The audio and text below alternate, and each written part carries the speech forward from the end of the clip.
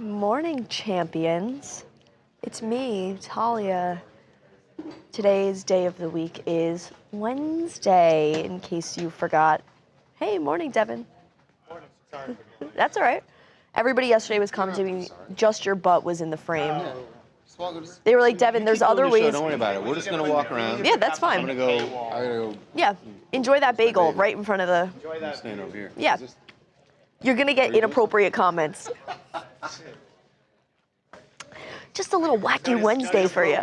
Notice mine's a lot higher than Charles's. Or Notice one of us has a butt and one doesn't. Oh, shit.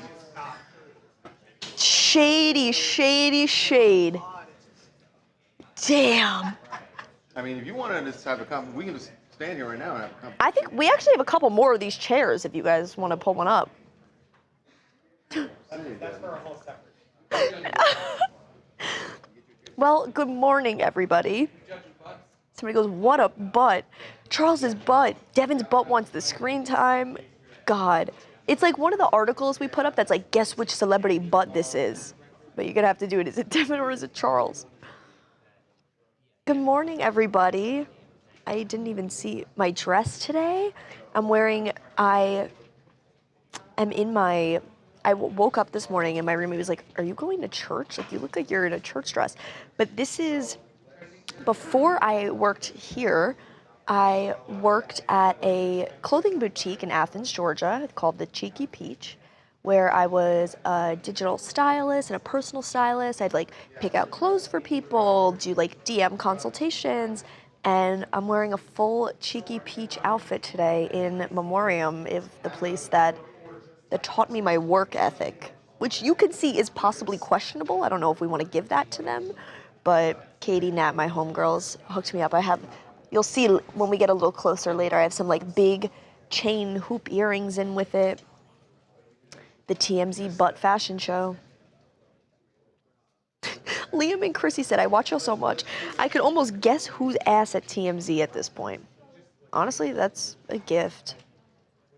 I'll stand up and I'll do a spin for y'all in a little bit. I'm so comfy in my chair. How's Gary doing? Gary's great. What season? I was never on Impractical Jokers. I just love the show. Good morning, Craig. Thanks. Gary. Barbara. My blood-related aunt. Barbara's in the chat. Alan Page said, Talia talk. Okay, here we go. So much drama. We're not even 2 minutes in. True. There's a lot of, that butt came out the gate this morning. Love the dress. Thanks. B. Parker's first time in the chat, but you watch us every day. Well, welcome to the chat. I'm excited to chat with you. We have so much to talk about today. Susie Q, happy freaking birthday, Susie Q, in my flamenco dress. I have a list of some crazy topics to talk about today. We have some news, but we have some like viral moments. So I think we can chat about those. We'll get a little banter going. Harvey and Charles will warm up and whatever they're cooking in the kitchen over here. And we'll be on our merry freaking way into TMZ Live. I will be your tour guide all day today. It is a full Talia 3 hours that you will be with me. Who's excited? Lori said, we love Long Island on the West Coast. Heck yeah. Good morning, Maria, my good friend. Justin said, get it, chair. Yeah. We will definitely be talking about any updates in the Savannah Guthrie case today. Me in my church dress. Oh, it's giving Valentine's vibes? Maybe. Wendy Williams realness in my chair. You know how it goes. I talked about this morning. I'm sure we will talk about it again today. But right now, Charlie Cotton and Jacob Wasserman are in D.C. doing a little bit of like boots on the ground, question asking politics, pop culture.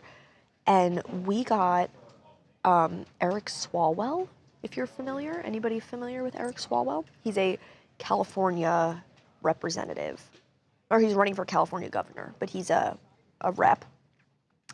And he said that in the gym, like the house gym, the House of Reps, get it? Like a rep.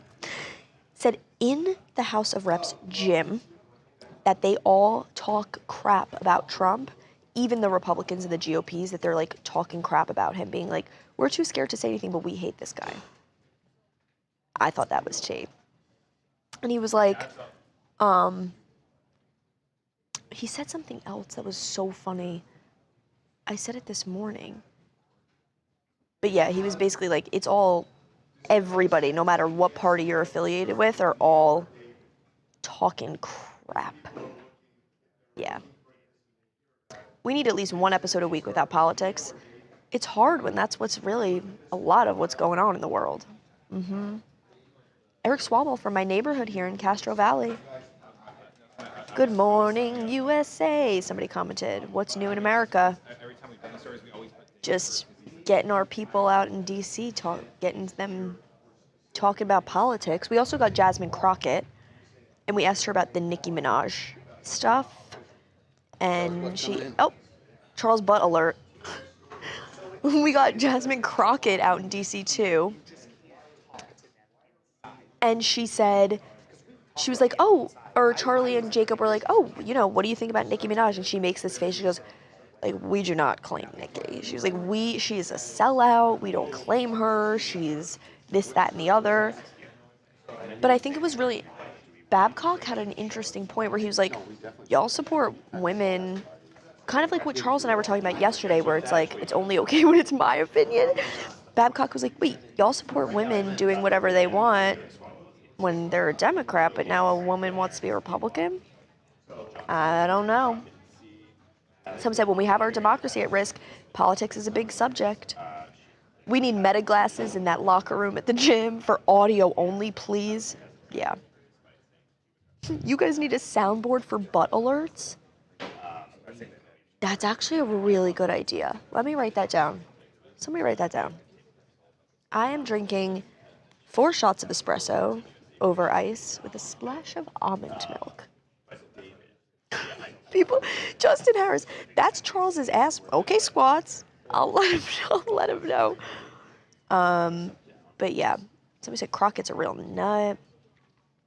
I love Jasmine Crockett. Crazy stuff, yeah. We got a lot of... Thanks, Gary. I look good in my dress. We need the puppies. I agree. Speaking of puppies, did you guys watch the Westminster Dog Show?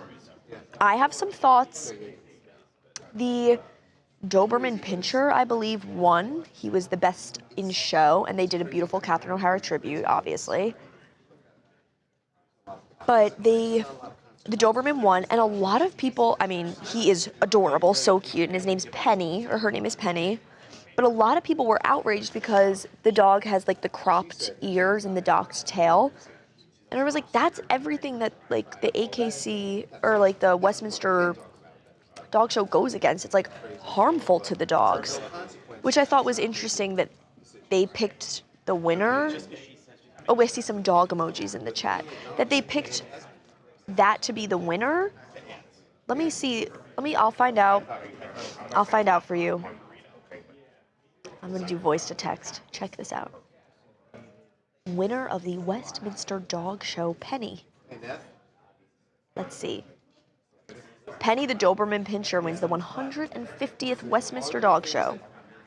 Andy Linton, that's the veteran handler, got best in show in 1989 with another Doberman.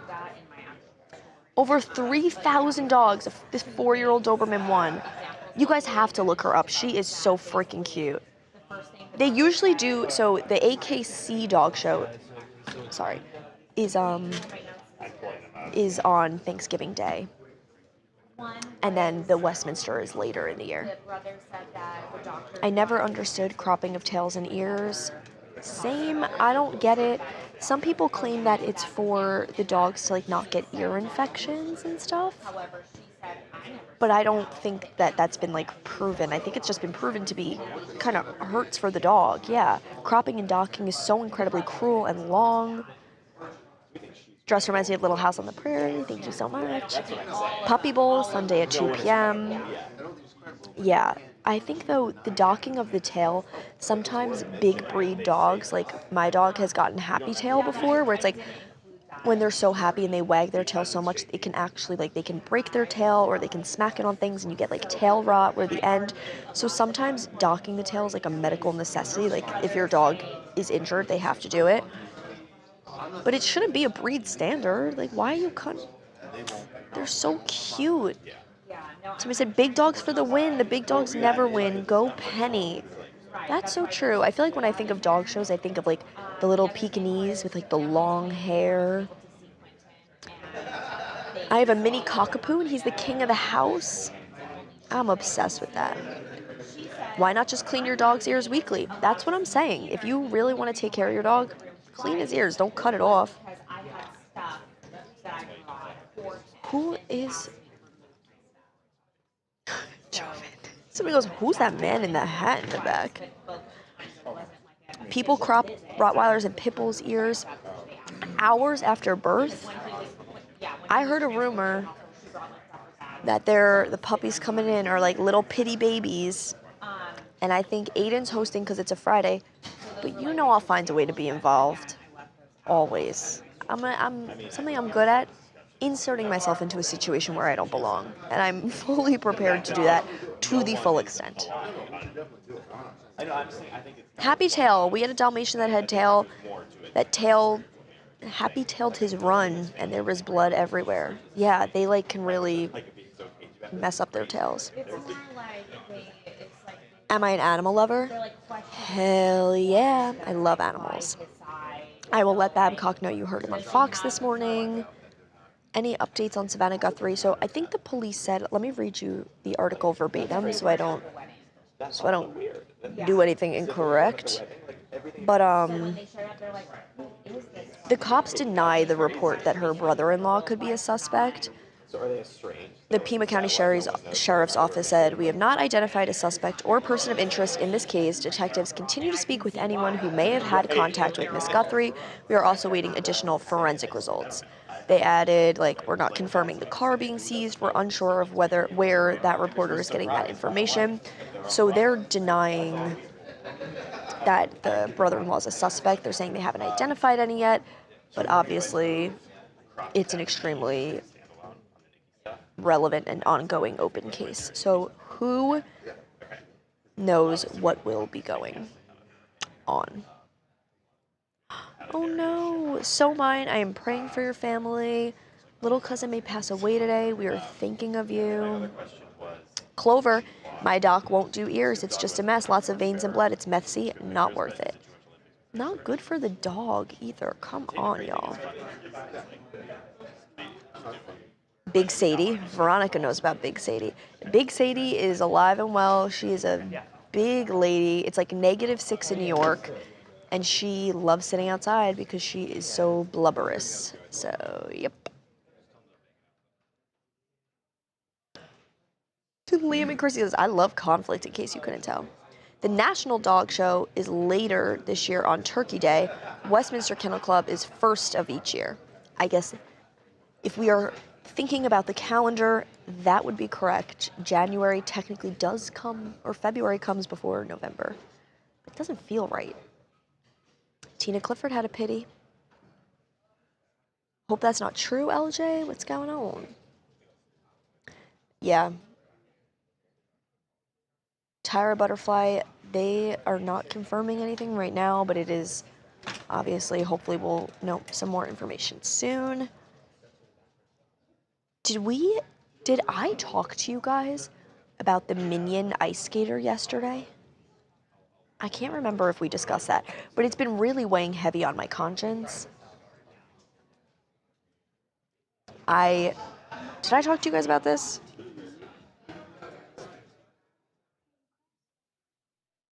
Okay, so basically what's going on is in the Olympics, there is a Spanish figure skater named Tomás Guarino Sabate.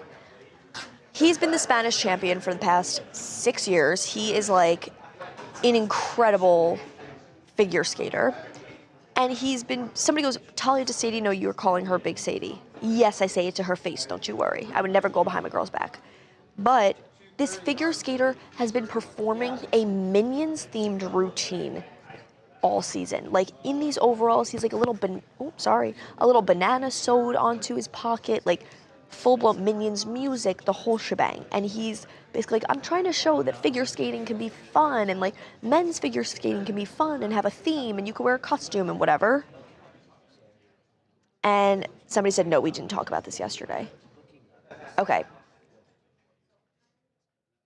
Let me give you some insight. So he does this Minions routine. It's a hit. I mean, I can't think of one person who's like, oh, it's the Minions. Like, they're beloved. They're beloved creatures. And so he's getting ready to go to Milan, the Olympics. The men's skating event starts February 10th. You bet I'll be watching. And they were like, hey, you actually aren't cleared to use your Minions routine. Like, there was a copywriting issue with the music. He submitted it, and it was, like, cleared, but then Universal Pictures was like, hey, we don't want you to use that. And he was going to have 7 days to recreate his entire program, theme, costume, routine, music, the whole shebang. But he now is able to compete with his original routine. Minions Gate is what it's being called. So there was a copyright mix-up. He will be able to skate his routine. Thank God. Everyone's really upset about this. And he posted, huge thank you to everyone who reposted, shared, and supported. Because of you, Universal Studios reconsidered and officially granted the rights for this one special occasion. So he is truly the only exception, and they are letting him compete in his Minions outfit with his Minions music. Universal Pictures was like, fine, you can have it just this once. But everyone was like freaking out online. Justin Harris said, he looked like a Minion cutie. David Hall, he's a skate god. Love Winter Olympics way more than summer. Honestly, same. I feel like it's more, I like the winter sport. I like a winter sport. I like the skiing. Lindsey Vonn tore her ACL, but says she's going to try and compete. Crazy stuff. Oh, man. Desert said, I usually don't like men's figure skating because it's usually all quads, no entertainment. But I think that was this guy's point trying to do a Minions routine. He's like, I wanted to show you that it can be fun and crazy and have a theme and a weird, entertaining element just because it's a men's figure skating routine. The TMZ theme song to his dance was so funny. Yeah. Any sports bore me unless it's kitten or puppy bowl. You know you're talking to the right audience about that. Honestly, though, I think let's rank our least entertaining to most entertaining sports. I think, I'm a big Mets fan. Baseball has to be the hardest sport to sit and watch. It is so slow. Nothing happens. It's like a 9.5-hour ordeal.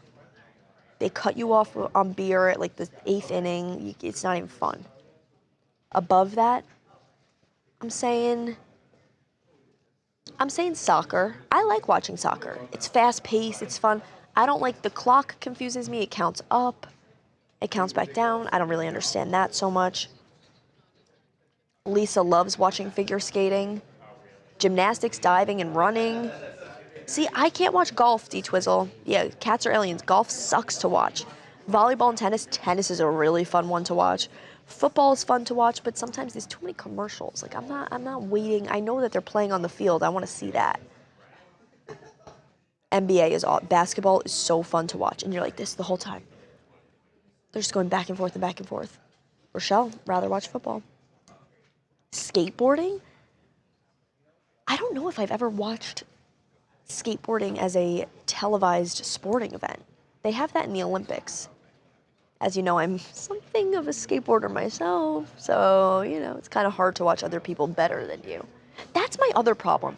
I love sports, but the ones that I participate in, like, I love to play tennis. I suck at tennis, so when I watch people play tennis, I feel like crap about myself. That happened to you guys ever? Like, you play soccer as a little kid, you watch a soccer game, I get, like, I get like maybe almost angry, seething with jealousy that somebody is so talented. I wonder if that's a universal experience. Fave sport to watch. Drop it in the chat. TMZ soccer question mark? I think basketball is my favorite sport to watch. Figure skating is so interesting and it's so short, it's my jam. I agree with that. I wish there was more regularly scheduled figure skating events. I like WWE wrestling. That's another one. Fast-paced, entertaining, fun. But I like wearing a jersey or a team. But I guess you could do that with WWE too. Baseball is America's favorite pastime. Yeah, but notice that slogan is pastime. It's because you're literally, all you're doing is passing a large amount of time. It's so hard to sit through a baseball game. And it's like, they play baseball games like every single day. Like at least football, it's like once a week, the big football game. Baseball, it's like you're oversaturating the market. I can't care. You gotta make it a scarcity for people to wanna have some skin in the game. TMZ said, LOL, I didn't mean the question mark at the end of soccer. Soccer? Yes, it's me today, LOL. Welcome back. Baseball is my jam. TMZ, it is K. Yes, it's me today, LOL. I love watching the little TMZ bar pop up. It's so funny. The Bella sisters are coming back. Talia doesn't understand baseball or its history. You got me there. Sorry, you can tell I'm losing my voice, kind of, from talking every morning. Blessing and a curse, double-edged sword. Doug, I saw you on the regular TMZ yesterday. When is it taped? We film in the AM right before this. Sometimes you'll see us. Hey, champion. Just go through the rundown. Just going through my notes? Yeah. Anything you want to add? You have any stories? What's the topic? Well, we kind of got off track, and now we're just talking sports. Sports. What's your favorite sport to watch? Baseball. Baseball. That's my least favorite sport to watch because I think it's so boring. Well, now they have the pitch clock, so it speeds up the game. The pitch clock speeds up the game. MLB games are faster and shorter now than they've ever been. This is good. MLB games shorter and faster now than they've ever been. Black soccer. Soccer? Football over here. You like soccer? But they said Okay. that's why there's like Who do you root for and why is it Arsenal? Rita and his parents are gone. Correct. Everything is Well, roll your scanned by chair up. phone. But the The aunt chat said I knows could this give me because a call and I'm kinda- always out there for soccer. Okay. I cheer for an Argentinian team that you probably have never heard of. Correct. I've never heard of an Argentinian team. We come from I was born into a DC United household. And then I found my way, and now I'm an Arsenal fan. Okay. That's all. Are you going to talk right now? This is the greatest thing I've ever seen in my life. I forgot my mic. This Hey, works. what's up? I feel like this is good. Yeah. Hey. What else talking about? This type. What else talking about? Do you want to talk about with me? Let's see what could be a fun thing. We were just talking about the Minion skating routine. Should we talk about the Brazilian Hey. over the discounted noodles? No, pass next. Okay, pass. Patrick Dempsey not No, against Waymo's. pass. I'm also against Waymos. Why are you against Waymo's? That's a good question. Because you know when you get a Waymo and it shows up and your initials are on the thing that spins outside so it knows which car? My initials are EW, so every time a Waymo shows up for me, it goes, ew, ew. So, And you have to get into the ew car? yeah, so I'm against Waymos for that reason. Wait, everyone's saying, hey, Eric. Hey. Our fry guy. Fry guy. LOL, Eric. Hey, Eric. Hey, guys, just real quick. Trivia was canceled, by the way. Please stop asking in the chat. Trivia is not happening. I didn't Sad. want to address the elephant. We have to address it. Yeah. But I appreciate you guys standing and supporting. We had fun making it. Sorry you won't see the conclusion. Yeah, that's all. I just want people to keep asking in the chat. You know, we owe it to our viewers to owe it to our viewers. give I didn't answers. So want to speak I'm just on gonna behalf. I'm just gonna give it. Thank you. Oh, we get Fry Guy with hearts in the chat. I only watch baseball if the Yankees are on. Somebody's commenting, ew, exclamation point. Yeah, I know. We love Eric. Cats are aliens. No, hey Eric. But do you enjoy the experience of riding in a Waymo? No, because by the time I figure out like the music and the air, it's like the ride's over. So I feel like it's just too much. But see, I like going home at night alone. And I don't want to be stuck in a car with an Uber driver. Yeah, I just don't talk to the Uber driver, and I feel like they get that pretty quickly. Yeah. I'm not rude, No, I know. but I just have had good luck where the Uber driver's like, all right, I won't talk either. But I also get a lot of Uber drivers because I Uber every day to work because my car is terrible. Right. And they don't play music either nowadays, I feel like. Wow. I've had bad luck with that. I like a Waymo, but I'm wondering, am I like supporting like AI? Is it AI? Technically, I mean, listen, these things are causing some damage out there, right? There was a kid that was just hit, Yeah. but I told Harvey, he's like, it was only 6 miles an hour. It doesn't really even count. Well, under 6 miles when you can't hear a hybrid, right? So that's fair. Under 6, what? Under 6 miles, hybrids don't make sounds. Yeah, So probably didn't hear it coming. that's true. But that's Not to part of defend AI and robots, but But I think I'd be more supportive. just in case. I want the robots to know I'm on their side. That's something we're gonna have to start thinking about. Yeah. It's like I talk big smack about hating AI, And I have never. So and you've never, and I noticed that. the robot's scanning the algorithm right now. Are they gonna come for me? You think? I'll try to protect you, but I can only do so much. Somebody said a Waymo will not attack you. LJ said, Tell that we'll to the get you kid. new Benz, Eric. Do what? We'll get you a fresh new Benz. Oh, perfect. Thank you. I know. Could use it. Brandon said, Talia, please tell Eric I love him very much. I love you guys Because too. he's so handsome. It makes me so sad. No Oh more my trivia. God. Thank you. Wow. You know you worked Gas really me up. hard, White Mystery. Oh, thank you guys. I did. White Mystery. I did. It's all right. So It's the way it goes. I was talking crap about baseball, and people are really coming for me for it. So You know, here's a fun story. please tell me. I really loved baseball more so in high school. That's when I was really committed. And I'm from Philadelphia. And for my senior project in high school, the teacher said we could do anything we want. So I decided to make a documentary about the Phillies. So I just randomly emailed the PR person for the Phillies when I was like 16, 17. And I said, hey, can I come make a documentary about you guys for a day? And she said, yeah. So I literally got access to the Phillies stadium for a full day, full access everywhere, clubhouse, the Oh field, my God. the announcer's booth, and I filmed an entire documentary That is incredible. with all the Phillies, the announcers, coaches. I got to interview all these people. It was really cool. It was, it's on my YouTube. I Hate sick. Eric Wilson. Check it out. I hate Eric Wilson. It's, it's up there now, actually. It's cute. It's like 13 minutes. That's so Yeah, it was fun. funny. It was a really cool experience. I love, the meme that's Take a risk, reach out. All they can do is say no, why and you don't move we on. just call Taylor up. Exactly. And that's exactly what you did. And it paid Exactly. off. Call Taylor up. Who should we call? Celebrity? Let's see who I got. Let's see who we got in our phones. Let's just call Taylor up. I don't know if somebody said, what the what? Somebody said, that's a good day at 16. Yeah, it was. How'd you get there? Did you have to get dropped off? My dad did drop me off, but I mean, I lived in the city, so it was like, Yeah. Hey, I got a celeb on the phone. Hey, this is Eric. You're live on TM. Oh, hey, it's Anakin. Oh. I got so excited. Anakin. I like that his last name is TMZ. Everyone's saved in my phone. First name Everybody's TMZ. last name is TMZ. All right, well, let me get back to work. This was really Try to fill fun. some banter here. How do you feel about the Bella twins coming back? I love that for them. I think Yeah. they're sweet.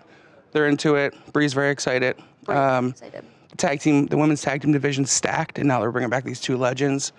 So I think it's going to be. I don't know a lot about that division. Well, they're putting a lot of big superstars together. So it's like Rhea Ripley and Io Sky, who are two of the best women wrestlers in the world right now. Mm-hmm. They're a team. Charlotte Flair, Alexa Bliss, again, two of the best in the world. They're a team. Some of the other villains, some of the other, Asuka, Kyrie, a lot of them. That'll be awesome. So it's going to be a good few months. Look out for with the them. Bella twins. Yeah, shout out Bella Yeah, Twins. well, thanks for. All right, anyone want to take this boom mic back? I love that effect. It was like having an Elvis impersonator on the show. Somebody keeps asking, yes, I know who Ken Burns is. I went to film school, believe it or not, no big deal. But yes, I do. Someone goes, Eric looks so cool. I met Youngblood? Who met Youngblood? Anyone have more info on the Bella Sisters coming back? I don't know where and when. Bella Sisters coming back when? I'll let you know. Well, 4 days ago, Brie was there at the Royal Rumble event, marking their comeback at the 2026 Royal Rumble. And they will be back for tag team. I don't know when their next event will be. Donna, big fan, yes. Bella Twins, yes. Real Boxing's where it's at. Monique said, I want to smoke a blunt with Fry Guy. Fair enough, we'll put that on the calendar. Cassandra, crapping on my shoes. Miss Talia, I don't like the shoes today. You're always beautiful, but those shoes are not it. These are a timeless Doc Martin Mary Jane. These transcend time and history. Love the Bella Twins. Eric is so sweet. What time is it now? It is 10:05 here on the West Coast. Youngblood is great. He's carrying on Ozzy's fans' first legacy. It's nice to see. That is true. Did you guys see the Grammys performance, the Ozzy tribute? Sharon was like, I felt him in the building. Like, so sweet. And Youngblood, I think, was like actually really a close friend to the family. The PIO said they're investigating. Incredibly interesting stuff. Yeah, connected. Correct. Oh, thanks, guys. Pokey Ninja fun. I watch some shows like TV Land. Heck yeah. John Hancock, never been a Bella Twins fan. Who? Talia time? Hashtag what time is it? I answered the question thinking it was legitimately you were asking for a time of day. I go, it's 10:06. It's Talia time, I guess. It is 1:06 on the East Coast. Post did great justice. Yeah, true. Youngblood and Ren collab would be GOAT. Chat, who do y'all think would be the most fun person to smoke with in the office? Yeah, I'm not answering that. If you can't say something nice, don't say anything at all. Tyra Butterfly, I love that. Let's see. There was a big fight, a WWE one, not a WWE one. We were just talking about Speaking of fights, there was a fight in Brazil at a supermarket. We talked about it this morning on the show. We have a video. There was a sale on like ramen noodles, like top ramen. They were like 1 cent, like 0.01 of whatever Brazilian cent is. And in the video, people are like beating the crap out of each other, ripping through this bin. It's like a bin of noodles in the middle of the aisle. Like the workers throwing them in the air and people are trying to like catch them in basket. Is truly barbaric. That was the word I was looking for there. Barbaric. But it makes me miss old school Black Friday. I feel like people in my age range never got to experience that. I want to wait outside of a Best Buy all night and then punch someone for a TV. I want to rip shoes out of a single mother's hand. I want to rip a shirt in half and fight with a woman over who had it first. I think these people are like, oh, this generation is so soft. Like Harvey all the time is like, kids these days need to fight for what they believe in on Black Friday in stores. I want to pay $30 for a 90-inch plasma flat screen TV and I want to hurt somebody to get there.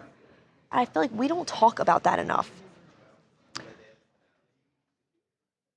So we said, you've got that right too. Yeah. I mean, tell you that's what happens when people are hungry. But it was like in a supermarket. Like there's plenty of other food to be choosing from. As someone who works in retail, please God no. Noodle mania. It was like old school Black Friday vibes for sure. There's an essential part of the human experience that is rooted in a violent Black Friday deal. And I feel upset for missing out on that. Sue me. I remember people fighting at Toys R Us for Tickle Me Elmos. I wasn't even old enough to be able to go to the store by myself, and I feel so upset.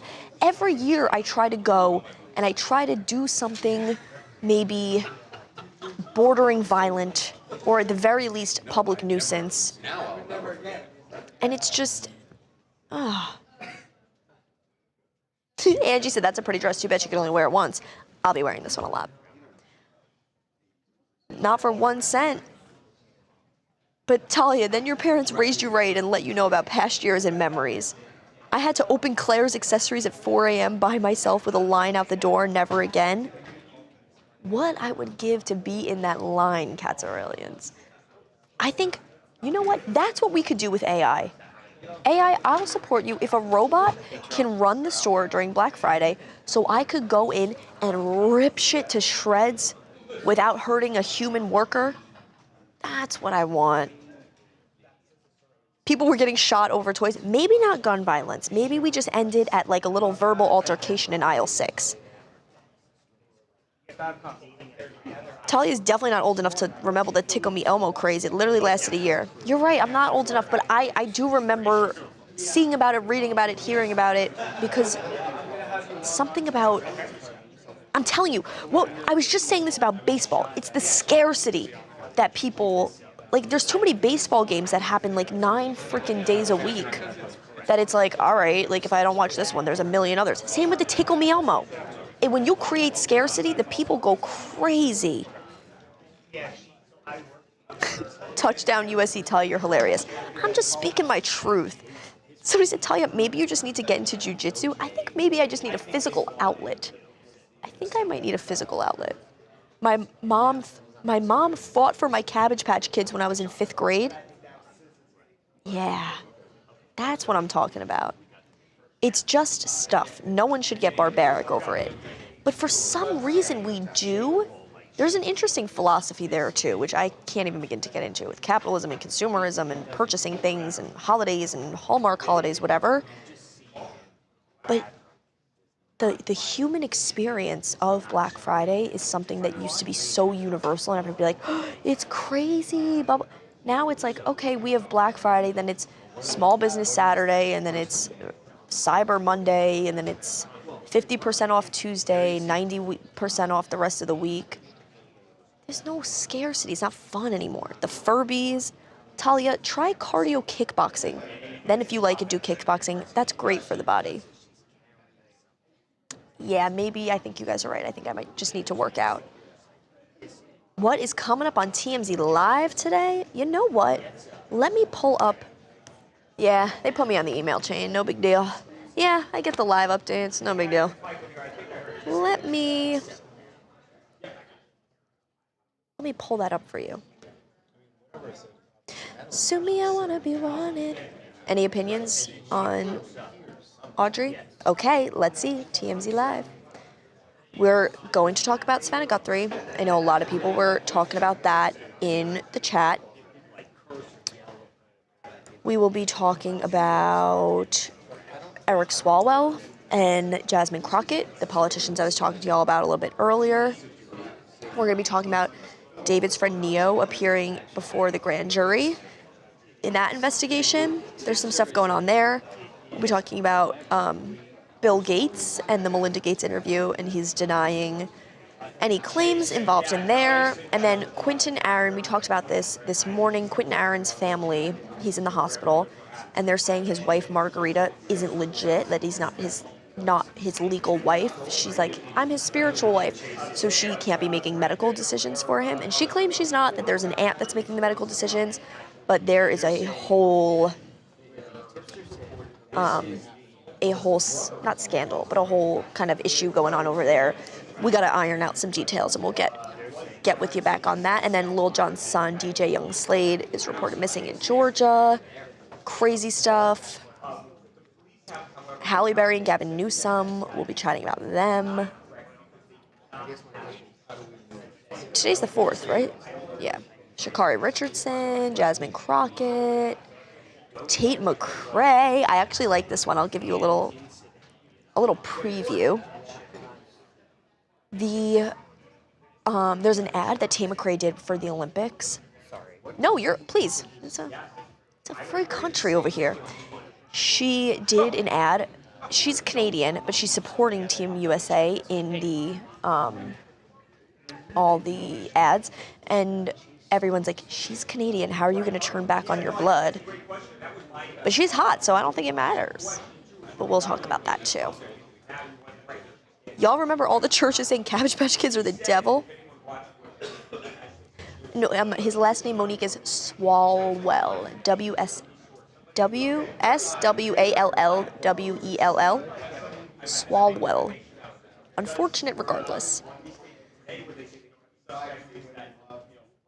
You're going to have to sell all that stuff someday. Swalwell and Margarita. Yeah, we're in for... Yep, my dress clashes with the chair. Thank you so much. Thank you. Heard it on my local New York news. Yeah, Sherry Shepherd show. No longer happening. Lil Jon's son is reported missing in Georgia. We will talk about that today. Crazy stuff. Jasmine Crockett did say something about Nicki Minaj. We got her out. We'll talk about that today, but we got her out and she was like, we don't claim Nicki Minaj. She's a sellout, this, that, the other.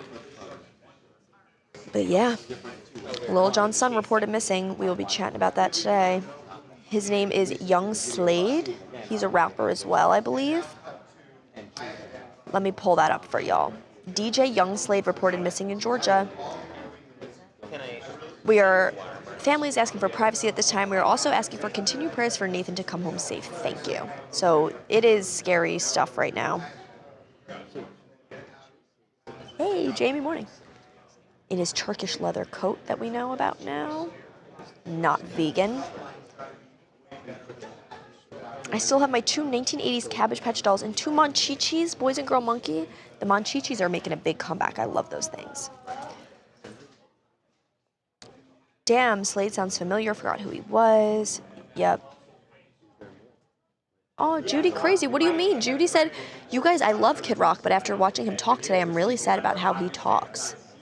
2 family members of celebrities missing. It's crazy. It is crazy.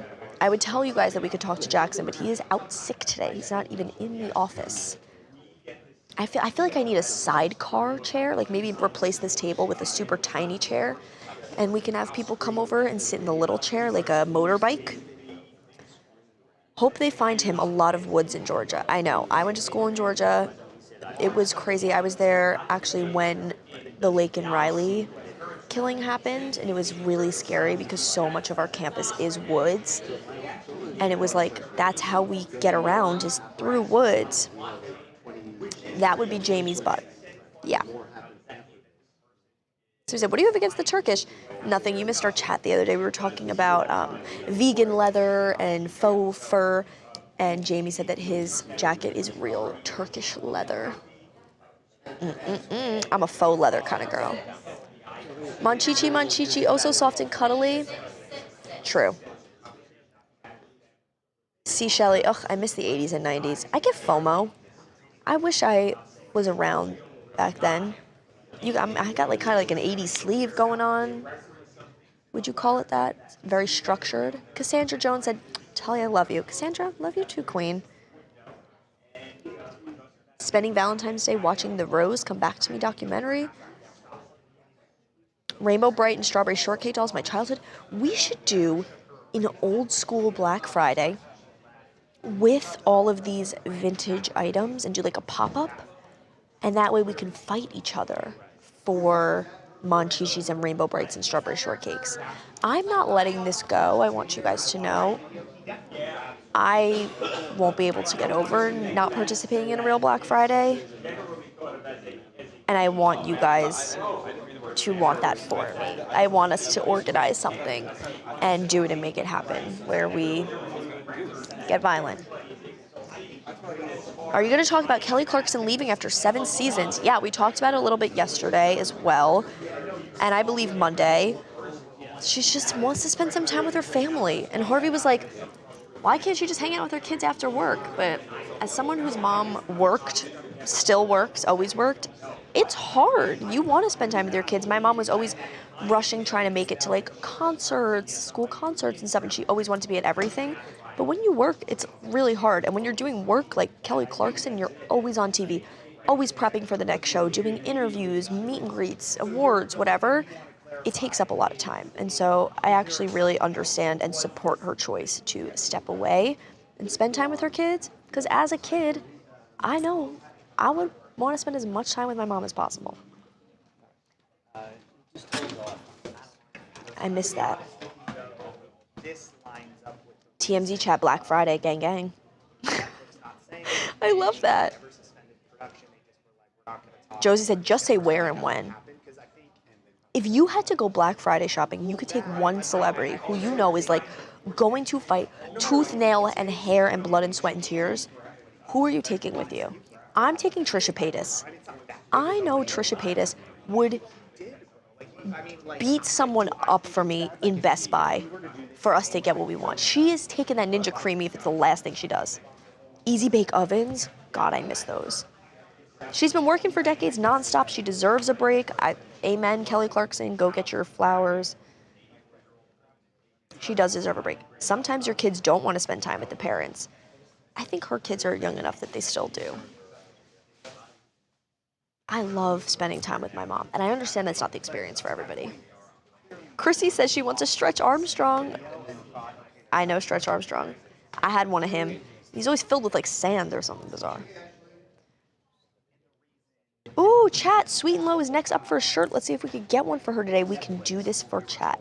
Cats Are Aliens and Lady Gaga was my first thought. David said Katy Perry. Cruisin said Shaq. Shaq is a good person to bring because he has that height advantage. He could push anybody out of the way. You could pick it up a TV. He could carry so many bags too. Floyd Mayweather.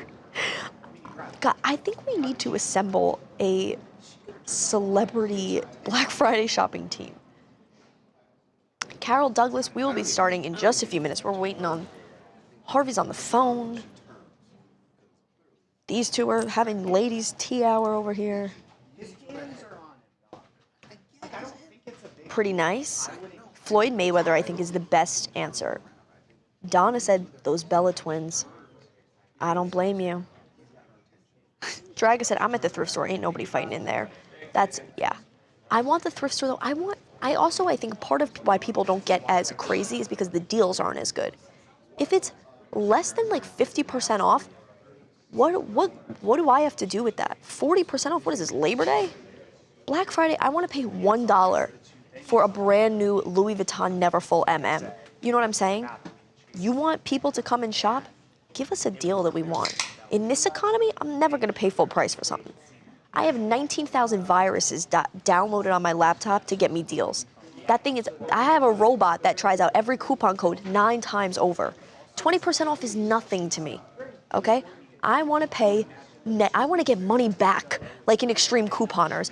I want to go check out and they're like, ma'am, we owe you $7. That's what I want. And I don't know why that's so hard. I'm sweating now. I'm getting really amped up about this. If there's anything I'm passionate about, it's getting the most ridiculous deals and doing so in the most outrageous manner. Whew. Okay. What's this stuff said? Make it worth the fight. That's what I'm saying. We used to go to war in Best Buy. Do I enjoy spending time with my father? Hell yeah, I do. We ski together.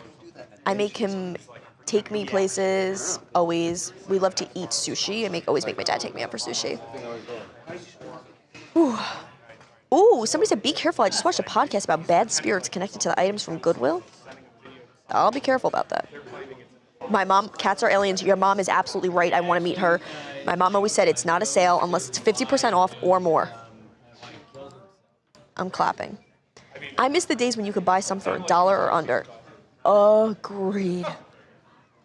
Value your life, not physical objects. I agree. Sometimes I get like real spiritual and I'll be like, I need to detach from physical objects and release my ego. And then I'm like, but I love buying shit, so why won't I just stop? Why would I stop? Pfft. Holiday sales are now bad. You don't save much. I agree. Trying to coupon more just to save money, but I don't know how to coupon, right? Monique, we will figure out this journey together because if there's one thing I know how to do, it's dig for a deal, okay? Don't you worry. Never seen a coupon from Louis Vuitton. Me neither. And that's why maybe nobody's buying their stuff. I'm sure actually a lot of people are buying their stuff. I love grocery store pants on clearance, 50 cents. Oh God, that really gets me. I love that. 75 to 90% off is my goal. That's what I'm saying. I love that you guys kind of are agreeing with this. Yeah. God. I have a question for you. No, not at all. I have the ability to lock in. I just had a question for you. We were talking about this in the chat, and I would actually love your opinion because I think there's a generational divide here. No offense. What did you do? You start a conversation where you're like, yeah, we haven't read it. We need an old person's perspective. Yeah. Go ahead. Do you miss old school Black Friday when people were beating the crap out of each other for like a $3 TV in Best Buy? Did you ever participate in that? I can assure you that I have never, ever been in a store on Black Friday. Ain't done it, never gonna. Boring. Nope. I have driven past a Best Buy where there were people lined up the night before. Yeah. And I laughed at them. What? I feel and like may have even rolled down the window and said something. said a few things. Charles, some choice words for the suckers at Best Buy. But I was out enjoying my Thursday night after Thanksgiving dinner. I don't know. But the deals these days, we're talking about now, a holiday deal, 20% off, 30% off, 40% off.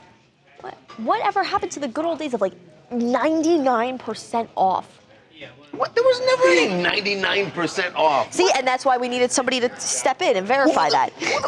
No. Yeah, but I want like TVs were like $30. Do you understand how profits work? No, but I miss it. Like, why?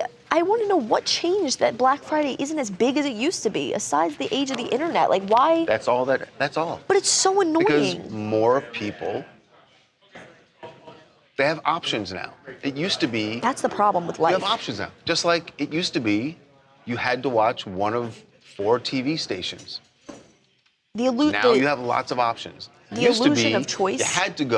everyone had to go to the same mall or 2 malls to buy everything. Now you have options. You don't have to go to the mall. You don't have to go to Best Buy. You can order it at bestbuy.com. You can order it at Amazon.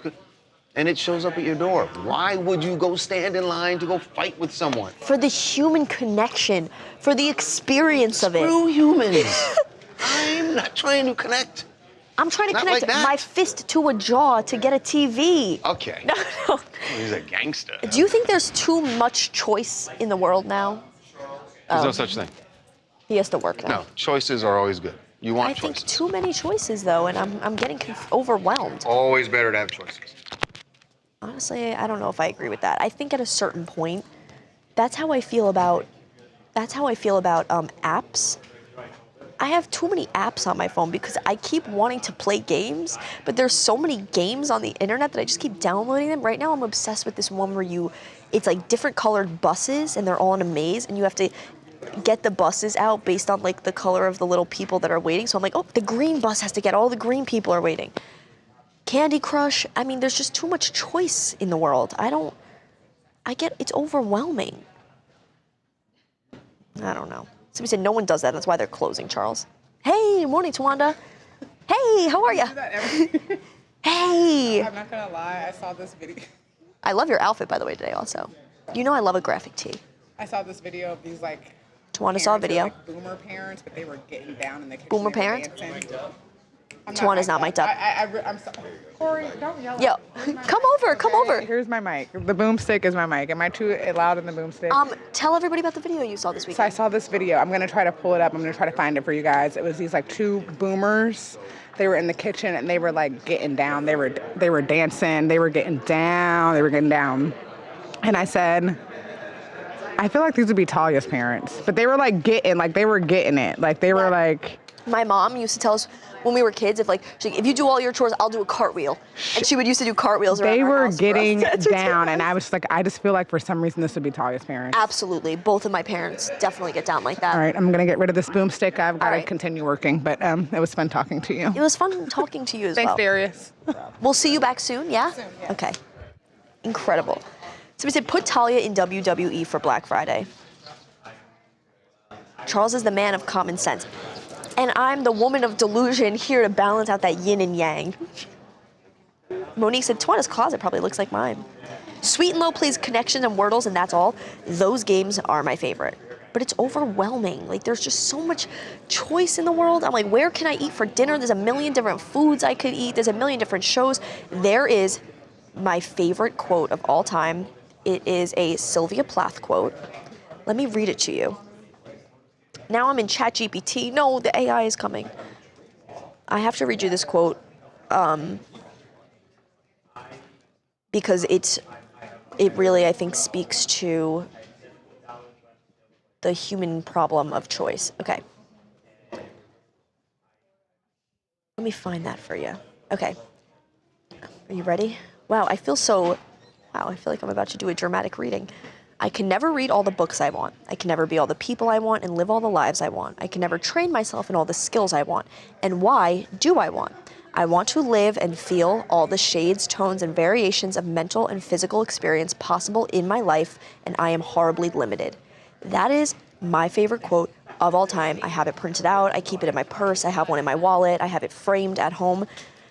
There is something about choice that can be so incredibly overwhelming. You want to do everything. You want to be everyone. You want to visit every country, eat every food. And that is extremely... Still complaining about choices? No, I was reading actually a really beautiful Sylvia Plath... All the things to be... We have too many choices. But can I read you the Sylvia Plath quote? I think it'll give you some perspective. Who? Yeah. Yeah. Even if there's still something going on, but Something going on. I'll read him this quote. I don't know who else. What are you guys saying? Somebody said the bell jar. That's a classic one. Do all the things. I'm trying to do all the things. It's so hard. Shows up. Yeah. Maya Angelou has the best quotes. Give me that boomstick. Sweet and Low said, yeah, Talia, yes, those are my jam. Guys, we're in trouble. What? We have no guests, and I was just trying to pitch to Harvey the frozen iguanas. He won't do the frozen iguanas? People are eating the frozen iguanas. No, they're eating them now? Yes, they're turning them into tacos and/or pizza. Brandon, why are you excited about that? They're Put called the cards down. chicken of the trees. Oh my God, like tuna's the fish of the sea. I mean, the chicken of the sea. So it is now 10:31. We have no guests. No ideas. Yeah, that's fine. I'll just stay here for the next 3.5 hours. Thanks, Talia. All right. anytime. Boomstick's over now. I can't even pitch to Charles. Carol said no. Explain our original story, why we said it originally that he was a part of it. Because... Thanks, guys. Loving your outfit, Slay Gorgeous. Dragon Pro Talia, do all the things. I know, it's so hard though. How do you even know where to start? You guys. It's too much to start. Hey. Hey. Yeah, hi. Oh, okay. Sorry. Eric is actually pissed that everybody's grabbing his boom mic. Eric has a statement for people grabbing the boom mic. No one can grab the boom mic except me, if we can keep that. He goes, nobody can grab the boom mic except for me. But it's my thing. It's just for me. So. Whoa, we got a... Or at least pre-written approval. Listen, We got a what can I diva. say? I do things, producers like it, and then they do it. That's been my life here, you know? It's TMZ, baby. We have a real diva on set. Do you need a fresh water? I'm crying. Which kind of explains why. Yes, at TMZ, get John Charles. Yeah, fill out our little live form. It's pinned in the chat. The director and the PA. Somebody said, I'm pretty sure Jeff Goldblum just walked by. I think that would be Jamie Schramm. Don't touch Fry Guy's boom. Oh, thank you, Brandon. I'll pass on chicken from the trees, no thanks. Yeah, I didn't know that was happening. That's like when Cynthia Reeves was like, I didn't know that was happening. I had no idea that was actually happening. Are iguanas even edible? Okay, Harvey's lunch today, iguana taco or iguana pizza? Yeah, no. Right here, right there, and there. Diva, you're right. Yep. Marry a billionaire for starters. Better start going to those NBA games like the Kardashians. I asked, how can I get started making choices? I'm trying to do little things. Like I went to Joshua Tree. I was just trying to experience somewhere new.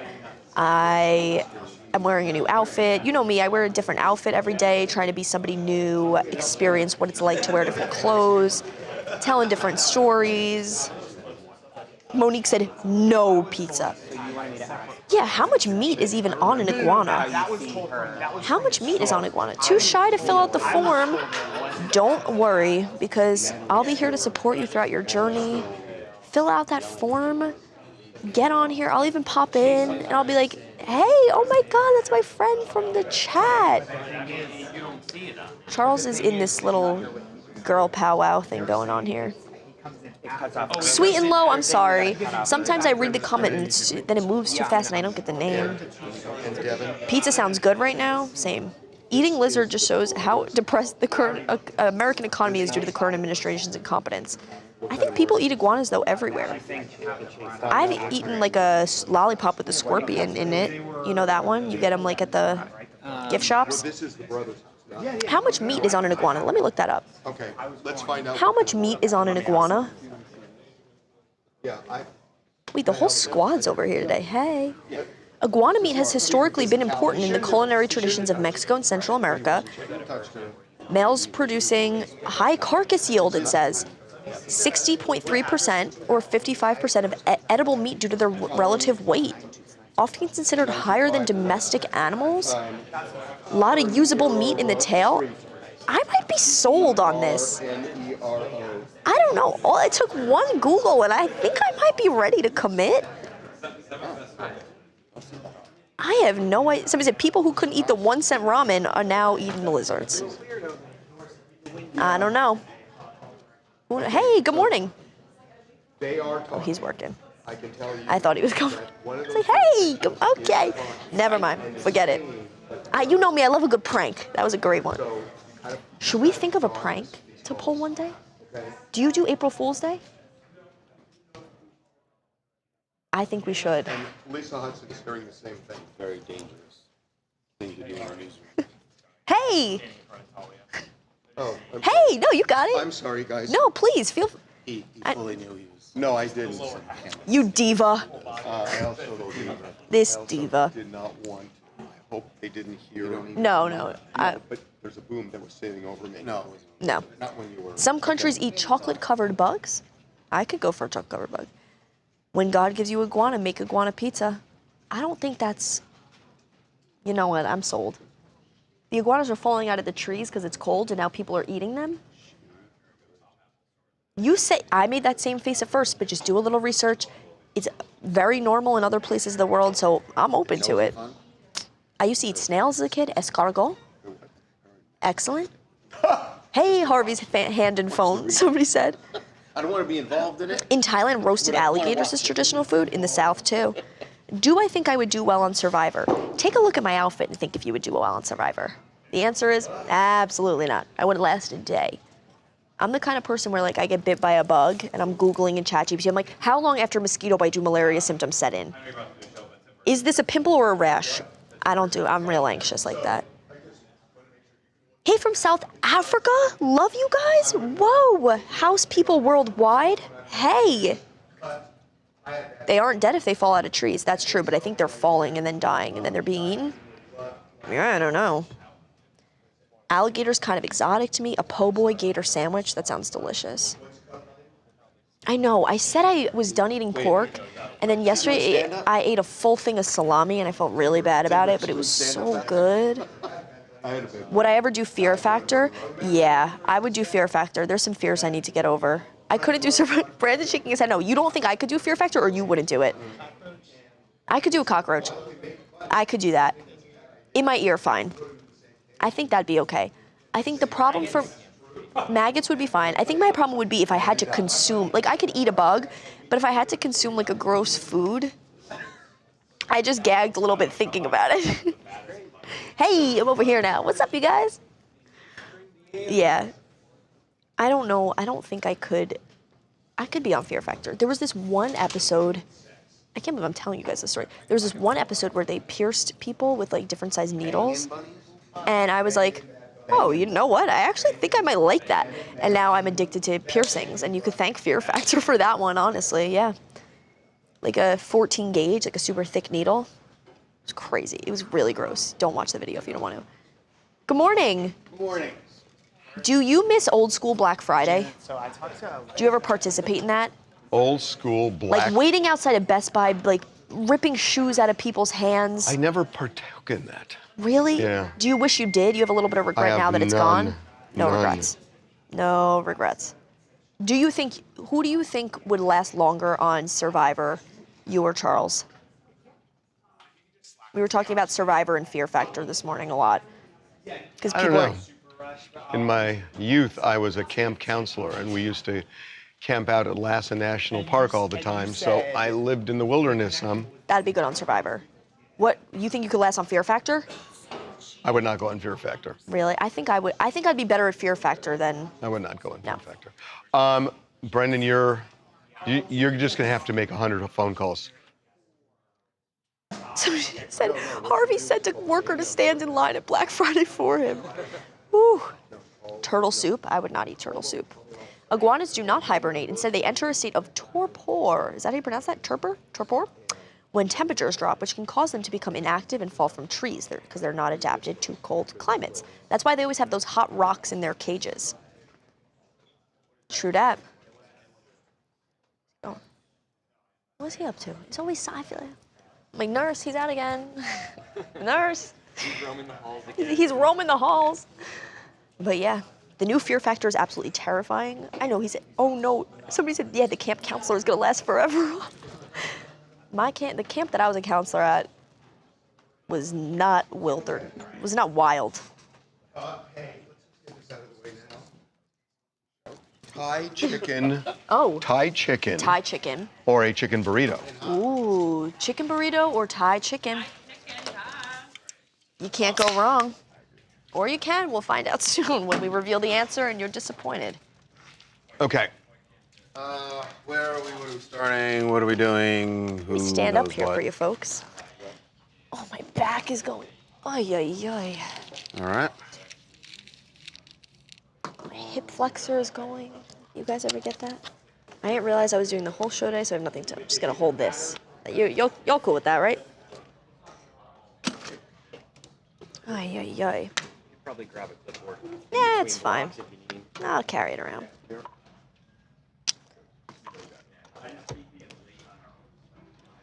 The people were really curious this morning if we have any updates with Savannah Guthrie and what I know the police were saying that the brother-in-law is They've come not to a the right suspect. place.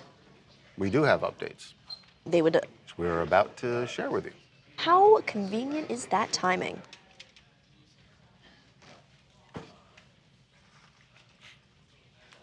Wait a minute, did he say that? Yeah, that's what he said on today's show. Y'all will get your updates, all of your. You came to the one-stop shop for all things information. No, I don't want to. Can't think of it better than that. Somebody said Harvey's lunch, iguana tacos. I think the day he eats an iguana taco is the day hell freezes over. So let me tell you why this is. Lizard pizza? Iguanas freeze over. Iguana soup? Iguanas freeze over. Iguanas freeze. Yeah, until iguanas freeze over. Oh, Corey, you're so cheeky. I know. I wore like my big Southern Georgia dress, and now I keep like accidentally slipping into this accent. I don't know what's happening with that. Yeah, I don't know. Somebody said, "Price Jesus, Harvey's back." Who is that behind me on the phone? Got Brandon behind me. I gotta clear. Let me get back to normal here. There we go. Morning, folks. Thai chicken in the lead. Morning, Twanda. Fried chicken? Thai. Oh, what bullshit. That's Wanda, yes, ma'am. guess who's coming Saturday? Rachel Lindsay. No, Thai but close. chicken? Starts with an R. Chicken burrito. Raquel Harper. Oh, I love her cow. We're gonna be starting with Morning. You know where? Starting where? Right in the block. circle? Yeah. Here we there. Yeah. I'm gonna see if Devin will leave since he's on his cell phone. Yeah. Maybe on Devin's side. So crazy. I said the shoes. Who makes them? I need them. My shoes. Just a little Doc Martin moment. I was getting flamed for the shoes. I tried this on though with like a little kitten heel, and it did look like I was trying extremely hard to go to a dinner party of some kind. Okay. Huh? Yeah. Calibrating. Yeah, camera's calibrating. It's a little, Whoa. that's why they're seeing it look like that, which I'm Whoa. I'm just kidding. sorry, everybody. I'm sorry. That'd be a funny movie. Corey apologized. We were just calibrating. Somebody said, at T-Baby, should I fill out the form? John Charles, I'm not T-Baby. Tawanda's back there, but fill that thing out. We would love to see your face, hear your voice, know what you got to say. We could get a metallic Sharpie, too. Find a happy spot. It'll eventually wear off, but... Any Wendy Williams updates? Huh? I can certainly ask. I got one. I stole Kate. Robert Bruno, return that dress. You do not own I don't think I will. Hey, Tawanda, John Charles said, should I fill out that form? What form? To be on live? What form? Like the form to be a commentator. He doesn't need to fill out a form. It's like the link to sign up. John Charles, do you want to come on? My thing's dead, so I can't hear. John Charles, do you want to come on? We'll put you on tomorrow. Chat, I filled out the form after the last time I was on, but they didn't pick me up. Well, we also don't do repeats, but since John Charles is like a regular in the chat, we'll repeat him so he can come back in. Come back John in, Charles, John. you heard that. Tawanda got you. Boom. I'll let them know. Tawanda, she got you. We, as in the entire chat, want you to fill out the form. Sweet and low, that is nice. We got everyone supporting everybody up in here. Oh, Julie Lynn back on the dog show. They don't crop the ears, they tent the ears. I had the most beautiful Doberman that was a dog show dog. But I think there's still a medical procedure involved with that can potentially be harmful to the animal. I don't know. John Charles, okay, cool. Thank you, Talia. Anytime. Yeah, sure, tomorrow. I'll let Tawanda know.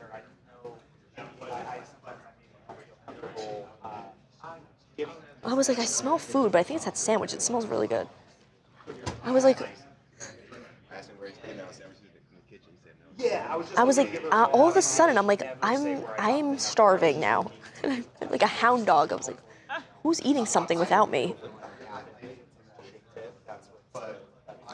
And the award goes to... There's a thingamajig where it's your job to stand in lines. Maybe I'll do that this weekend.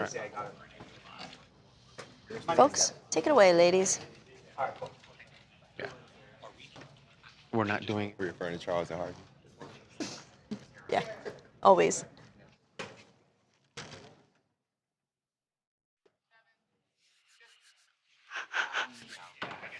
So are we going to soundbite? Yeah. Okay. But we're going to start with our stuff. Here we go. Welcome to TMZ Live. We have more information, limited though, based on our promises to keep things confidential. Right. More information about that alleged ransom note that came into this newsroom 24 hours ago. So we contacted the sheriff in late morning yesterday and ultimately very quickly gave them this note that we received in which they are demanding a lot of money in exchange for the return of Nancy Guthrie. And there is an address, a Bitcoin address, which is a real address, and many other things in this letter. Well, in the afternoon yesterday, we got a call from the FBI. Right. And we know the sheriff had said very publicly that they were taking this alleged ransom note seriously and that they were going to be looking into this. And clearly, one of the first calls they made was to the FBI, and then the FBI wanted to know what we knew. So we had a fairly long conversation. Actually, the sheriff, along with the FBI, were on the phone with us. And we're not going to share the details of what they were asking, but it's just interesting. And again, we don't know if this is a real ransom note. We received it. We forwarded it on to authorities. The authorities then showed it or gave it to the Guthrie family. But that's as much as we know. Now, that's what's interesting about this is the sheriff appearing on Savannah's show, the Today Show today, and talking about what he believes is the status of Nancy Guthrie. We have nothing else to go on but the belief that she is here. She's present, she's alive, and we want to save her. And again, there's a little bit of tea leaf reading that has to be done here because for good reasons, the police aren't revealing everything. They're not putting all the cards out on the table. But for him to say we can only go on the belief that she is here, that she's alive. So there must be that makes me think that there's something they've seen, some evidence that leads them to believe that. And the thing that I'm thinking of, and we don't want to be in the business of overthinking, but he hedges this and says, as far as we know, we have every reason to believe she's alive. If they have a suspect who believe they did real harm to Nancy, they would not say they have every reason if they had a suspect. Right. So it's almost like, and we don't know whether the sheriff is parsing as carefully as we're suggesting, but if you take it literally, do they have every reason to believe she's still alive? That would seem to eliminate somebody who abducted her for a terrible reason. I mean, like, in a weird there's way. no good reason. Right, and as we stress, we don't know whether this alleged ransom note is legit.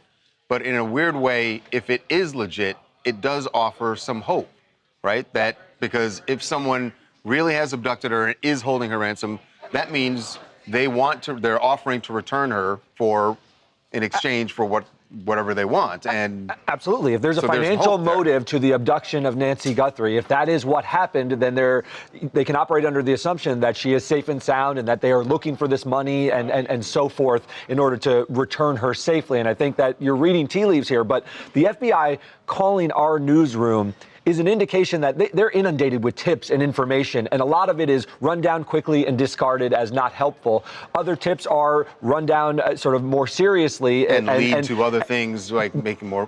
That's right. This doesn't say that this is legitimate or authentic or anything, because you would pass over a serious tip like this to maybe the FBI in any circumstances, but it does beg the question that this could be something that is more substantive than just your average piece of information. But there are two things in my head that suggest maybe it's not ransom and maybe this note's not legit.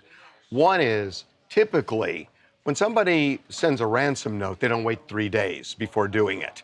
The clock is immediately ticking. Right.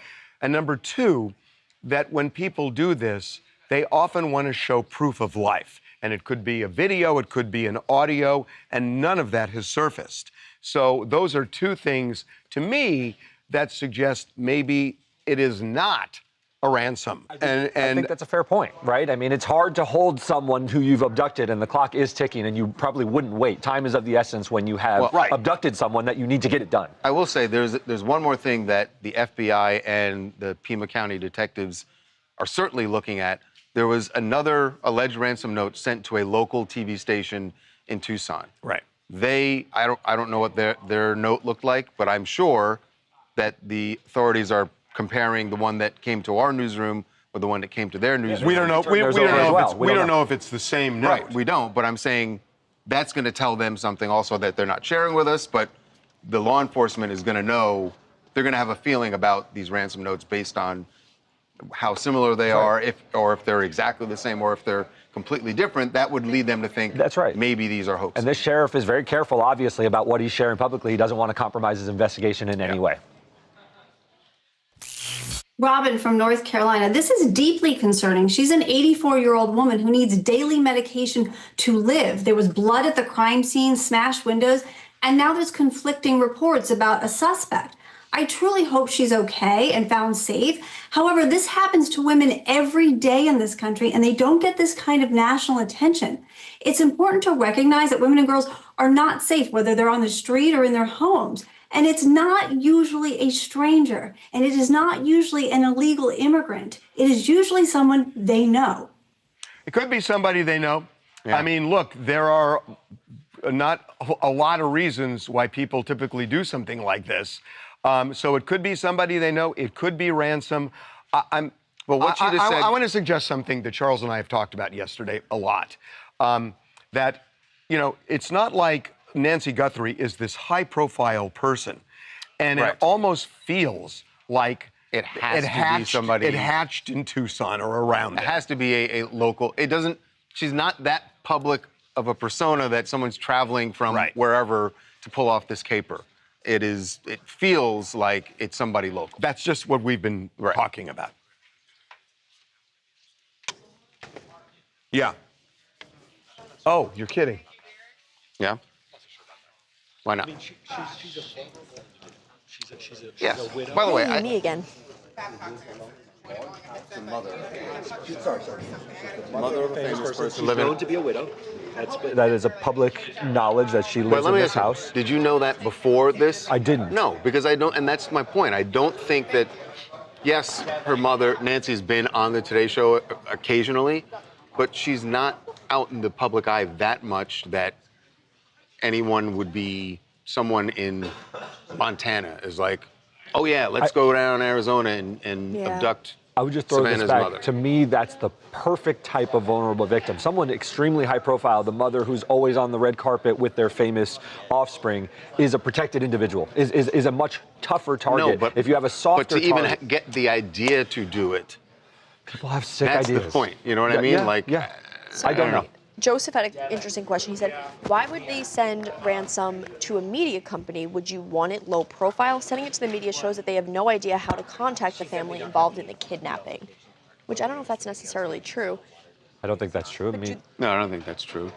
And contacting NBC is very easy. I mean, I think Just as easy as contacting for whatever our tip reason, line.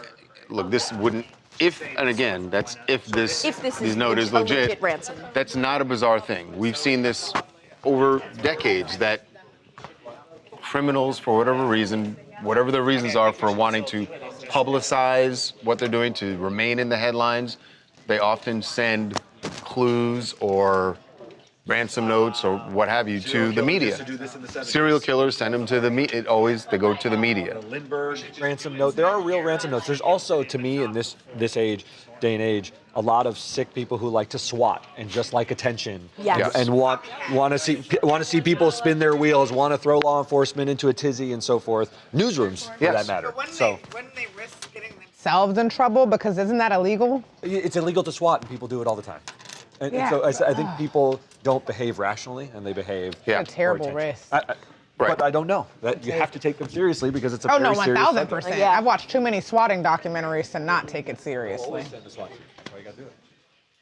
It is. You watch swatting documentaries? No, like documentaries about people that are like swatting. Yeah, no, I know what swatting documentaries mean. You're watching them? I watch a lot of My true question crime. was, That's literally you all I watch watch. Is true crime. That's all I watch. Is it criminals like? I mean, Aaron, don't look at me like that. They want attention. I love they true want crime. Money. I love true. Concerning. What Everyone is loves the? true Yeah, crime. I mean, again, because we don't know who is responsible, we have no idea what their motives are. Is their motive just money? Is their motive that they want to be famous with a headline? How do you feel about they- situations like this? Because I saw this a lot online, where someone gets taken and they come from a family or a background where they're a prominence or wealth, and there's no reward offered. Do you feel like in these situations a high reward should be offered? A lot of people are wondering, why is there no big reward for information out there right now if the family has Law wealth? enforcement, that depending on who you, they differ on that.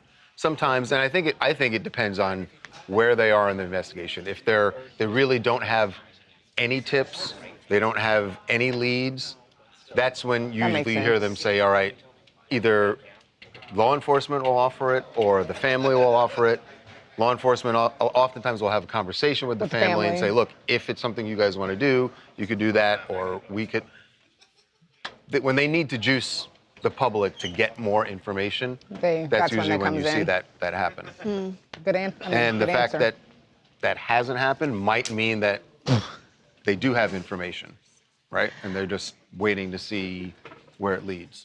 I don't want to repeat things I saw on social media. Could be. Yeah. Because I don't know if they're true or not. So then Yes, it there's makes been a no lot point on to social media. There's no point I know to you guys ask have you the seen it, question and if it's not true. We're not going to address some of that stuff just because it would be irresponsible. Yep.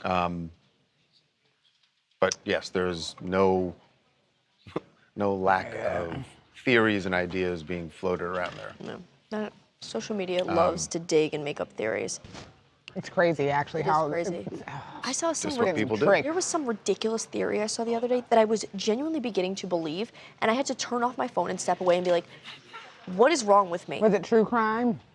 No, it was like political, like just like I was like, "Oh my God, what is happening to me?" I'm like, were you talking susceptible. to Babcock last night? Yeah, I was. We were on FaceTime, and he was. Devin looks like he wants to say something. Nothing to say? He's How's just the hungry. pizza? He says, pizza's good. Too You bad know- you can't is it from have Costco? any. It's from Pizza Hut. Did you know though that they're building apartments? Pizza above Hut's Costco? good. What? Pizza Hut's better than Costco. Do you know they're building apartments above Costco now? Thank you, Anakin. They are, which Costco? The LA Thank Costco. you, It's Anakin. real. It's What? they're building Okay, like 800 you know that apartment LA is a very units. large place and there's more than one Costco here? We'll be talking about this. They're all like over. the LA forgot. Costco. The big LA Costco. Well, yeah, which one is it? The LA Costco. I go to the one in Inglewood, and The one they have Yeah, in they all ain't of building LA. no apartments on top of that Los one. Angeles Costco apartment complex. I'm a regular at the Torrance. They got good gas prices. Breaking ground. South Los Angeles project. Barely. The lines move fast. Baldwin Hills, Baldwin Village, Los Angeles. I didn't know there was. Baldwin Hills? So hold on. Was there a Costco there already? There's a or Costco there already, and they're building on. Do you want top your of it. mic down? 184 units Just reserved touch for this, bro. low-income household, featuring a rooftop pool, gym, courtyard. That's a great idea, It's the actually. first project approved under California's AB 2011 Affordable Housing and High Road Jobs Act. That's a great idea. You get It your is. groceries, you get your gym. Yeah, kill Harvey and Charles's mic, please. Coming up to 19 billion. Do you go to the gym? Yeah, your mics are down. Do Yeah. I go to the gym? Yeah. Are you a gym girly? I'm a gym girl. Pilates? I do. You give Pilates. I go to the Y, no big deal. And I Yes, do like, Daniela, my yes. workout. I like lift, and then I'll do sauna, and then I'll do like some hot Pilates, hot yoga. I'm trying to figure out like what I need to get in shape. Working but out in a hot room it's your body. It's like you're fighting an infection. It's See? it's the greatest feeling ever. It's like you feel like you have a fever, like you're sweating. It's 1,000 degrees in there. You don't know what time of day it is. You're like. then if you're doing it you're on in top and of out a consciousness. Costco, Yeah. and then you have like that The smell. no, the motivation to go to Costco Oh. after. I was like, oh, the smell of the Costco hot dogs. Like one more. I mean, I guess yeah, the motivation of the smell. But Then think I about, could, you know. I would truly be in debt and not able to fit through the door because I would just walk down every 5 seconds and get a $1 hot dog and a churro. Oh no. Yeah. Oh. That food court would be the only thing I would survive off of for eternity. Talia, do you read? Do you read a lot? I read a lot. You read a lot? I read a lot. I read a lot too. Thanks, Bab. Perfect. I'm going through a What are you travesty reading right right now. I'm in a book club. I'm in a Black girls book club, and Dude, does everyone go to your gym? Him too. he's not in our book club. We were gonna go on a retreat, and it seemingly just got canceled. We were gonna go to Austin for our book club retreat. We were so excited, and Mark owned the house. sad. Went through a bad divorce. Who said that? And Tawn? owned the house. that Tawny, Jen and Ben just were getting to back into buy. the gym, had an episode with my That, son. Oh, you know what? I need some signatures, some cert signatures. Yeah. John Charles said, sweet, no, you want to take this? This is mic on? I don't know. Step this way. And then they backed out of the escrow. Let me see how loud I can talk on this mic. Hey, everybody. Everyone's covering their ears. And let me move this way now. Whoa. This is good exercise. I just want to shout out. I just want to. Jessica, I can't believe you canceled our book club retreat. Oh, Jessica. Rashad, this is all your fault. Morgan, Chartavia, Mercedes, Kyra. Tawanda. We are trying to get this back on the rails. Okay. Him? I know we're going to. We're going to sports. We're going where? Babcock Sports. Deportes. Right now. Good one. Hey Harvey, That's what 386 you want to chit chat with the days chat will do. while Babcock knocks out this live shot really quickly? Or we can do another segment. Yeah, what's going on? They're We can talking do another. about We can do their- another segment. Whatever you guys want to do. Oh, we could do another. Whatever you D1. wanna What's do. D1? What's B1? Yeah, let's do David. Yeah, Thank let's do you. that. Okay. Janet. They're talking about they're building apartments, low-income housing, on top of we're gonna the skip Costco around to in Baldwin Janet. Hills. And they're building like 184 apartments on top of this Costco. And it's going pretty viral on social media. People are obsessed with the idea of living above their favorite grocery So store. here's my question about that.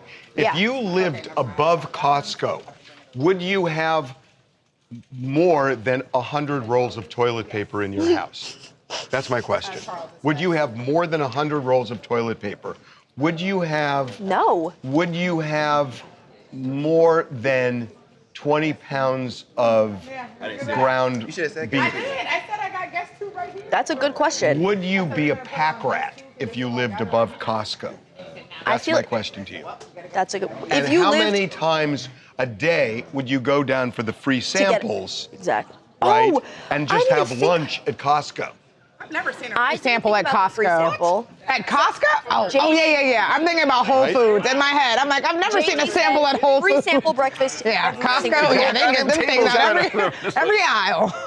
Somebody said, do I still have to pay the membership fee if I live above it? Now, That's my a good question, Ooh, they the might bigger include that question in is HOA. this. Do they have some kind of underground parking just for them? Because what a pain in the ass They're gonna if have everybody to. can park and you have to fight Costco shoppers. Yeah, somebody said yes to the toilet paper, no to the meat. How much damage will the shopping carts do carts to your do. building? See, this Oh, is... no, it's above. It's above. It's above. Right. But have you ever been in a Costco parking lot, just Costco? Oh, it's a shit show. It's a hot ass mess. But you love the pizza there, right? Is that Costco pizza? No, Pizza Hut. Yeah, but think about for your Super many Bowl times a party, day you are just you have going down everybody to get a come down and go $1 sit in slice the of pizza? TV No, department. their pizza's good. Someone said a chicken bake a day keeps the doctor away. I wouldn't be a hoarder because I could just run downstairs for anything I need at any point in time. You get things in the bulk. You'd have so much. You'd have so much of it. You can't just go down and do you get know what's one great little- about that, though? Is like some people like live above restaurants and whatnot, like in New York especially, and the restaurants are busiest at night when you want to go to sleep. Costco closes, so you can go to sleep and it's quiet, That's true. right? And then sometimes you might get like whatever the leftovers are that day, whatever they throw out. Oh, you're gonna do dumpster Dumpster diving? Dumpster diving? No, just make friends with the butcher that's there, and he'll call you and tell you to come downstairs and grab the leftover shavings. You really are. That's a good idea. Special.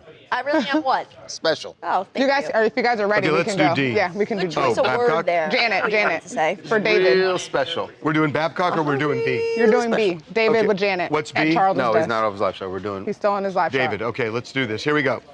Here we go. Here we go. Here we go.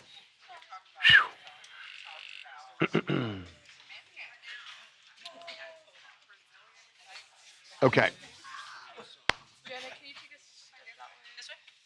You want us to come over this way a little bit? There we go. All right.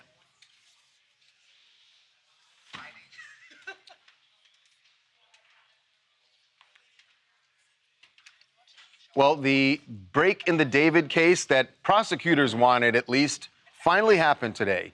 The guy they desperately wanted to go before the grand jury had his day. That would be David's. Had his hour. Yeah, exactly. David's friend, Neo. This is the guy, he's a famous streamer, and we told you a couple of weeks ago, he was arrested in Montana at his mother's home, and he was arrested on an outstanding warrant for failure to appear as a witness. This is clearly the case they were talking about now, because we got video of Neo heading into the courthouse in downtown LA, where we believe he was before the grand jury. Of course, grand jury proceedings are kept secret. We don't know what was said or what happened in there. But he was only there for 40 minutes. Right. And I will say this, that the DA in the case who is running the grand jury, her name is Beth Silverman, she is a hyper-aggressive lawyer in these proceedings. And we have heard and overheard, people in the hallways talking about how she was just going after certain people. And she is a bulldog in that courtroom.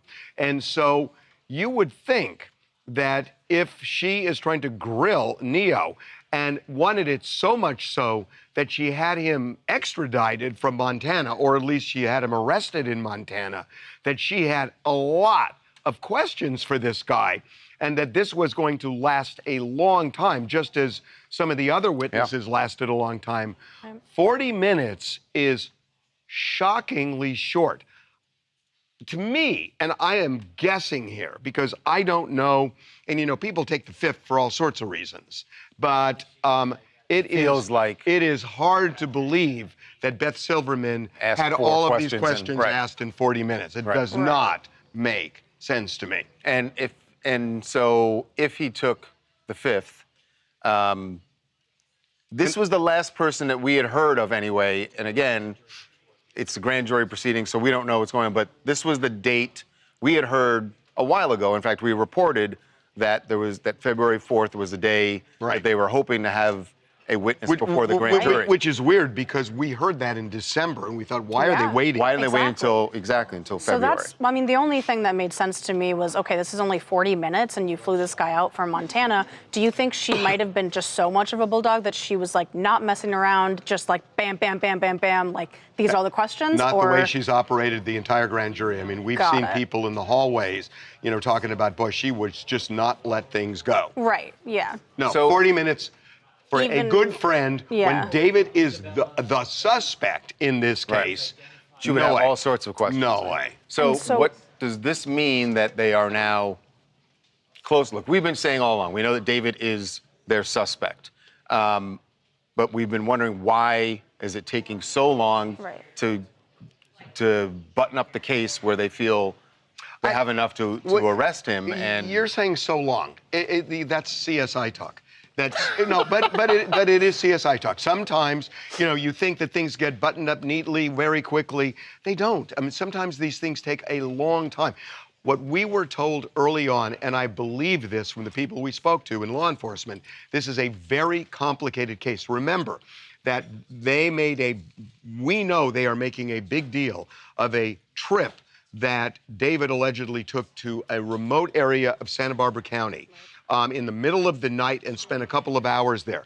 So I don't know what they're suggesting, but everything I'm told is they are suggesting that Celeste was there in some form at that point. So how does she end up back in Los Angeles months later in the trunk of his Tesla?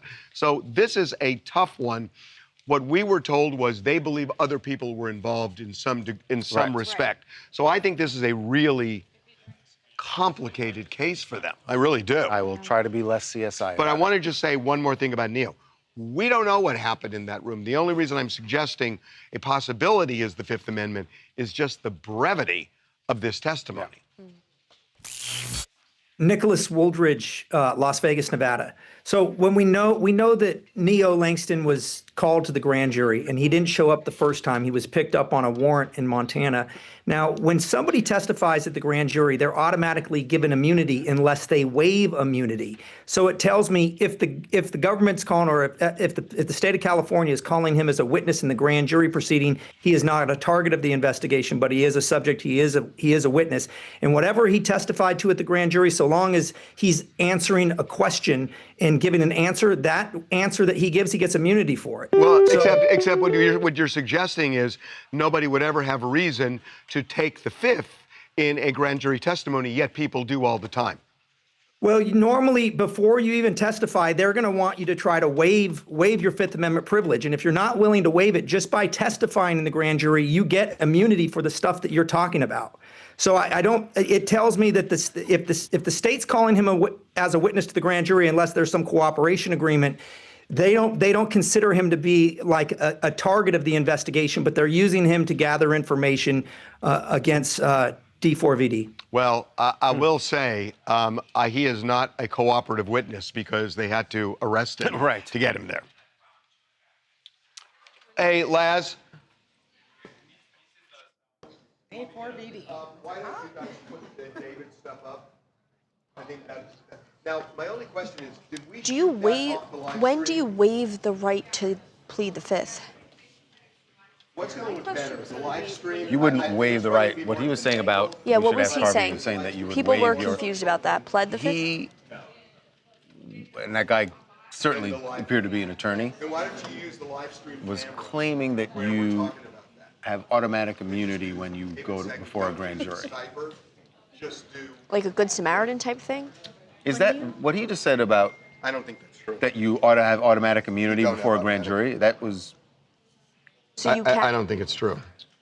If you plead the Fifth, you don't... Is there a punishment for that? People in the chat are asking about... No, there's no punishment. Is it also, this might be a dumb question, but when you plead the Fifth, is it every single question you say no? It often is, but you know, sometimes they'll say, well, what's your name?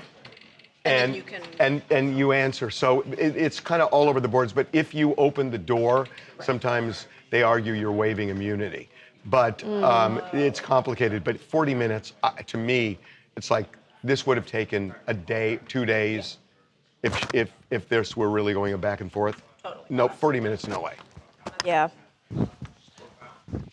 So what is that about opening the door? Take us to Take us to law school. Take us to law school, professor. So if I go in and I'm asked my name, and I say yes, that is my name, have I now, because I answered one question? It's complicated. I mean, I'll give you a clearer example. Like, there's an attorney-client privilege where a client can say, what I said to my lawyer, I am not going to talk to you about. And you and the judge has to accept that. If I assert my privilege, I cannot be, there are no consequences. I can say attorney-client privilege. But if I start to talk about what my lawyer said, then I've waived the attorney-client privilege. So even by opening the door with attorney-client, anything that happened with my lawyer at that point becomes fair game, and the privilege goes away. The judge would say that. The judge would instruct you to answer the question because you've already, okay. Somebody said, why are they calling all these people and not questioning the person who she was obviously out at scene with, referring to David? Well, ultimately, their Trying to goal get there? here is the grand jury would indict David. I mean... Somebody said CIA equals Charles Intelligence Agency. That's a terrifying thought. Only punishment CIA, for we've closed 0 cases. Charles Intelligence. I'm not a CIA agent. He just plays one on TMZ Live. What are we doing now, guys? Only punishment for perjury, no punishment for pleading the fifth. Are we ready? Babcock? Yeah. Babcock, you there? Yep. Okay, let's do it. Let's get a move on, folks. Rolling, rolling, rolling. Ugh. So many wires and contraptions over here. Follow me right this way. Woo. It's time. How much do we bet he's gonna pick up and throw this ball? Anakin. There we go. Let's go. Okay, I am on a tear. Are you turning the camera to Anakin to see the perfection of the shot? Okay, I just want to make sure.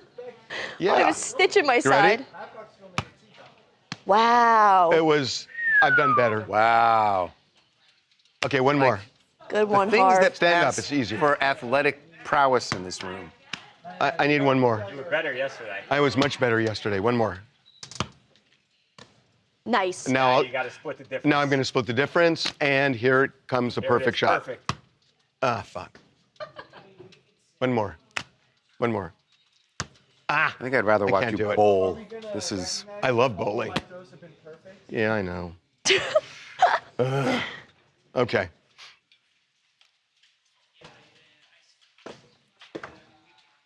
Okay. Talking shit in the gym. Why were you in touch with Mark? Devin? I was looking to get in touch with this girl.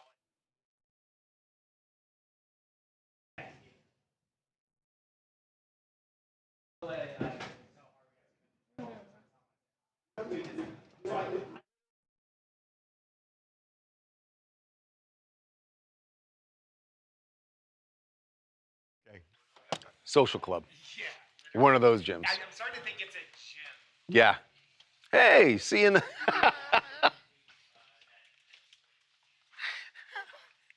Why is the sauna so crowded?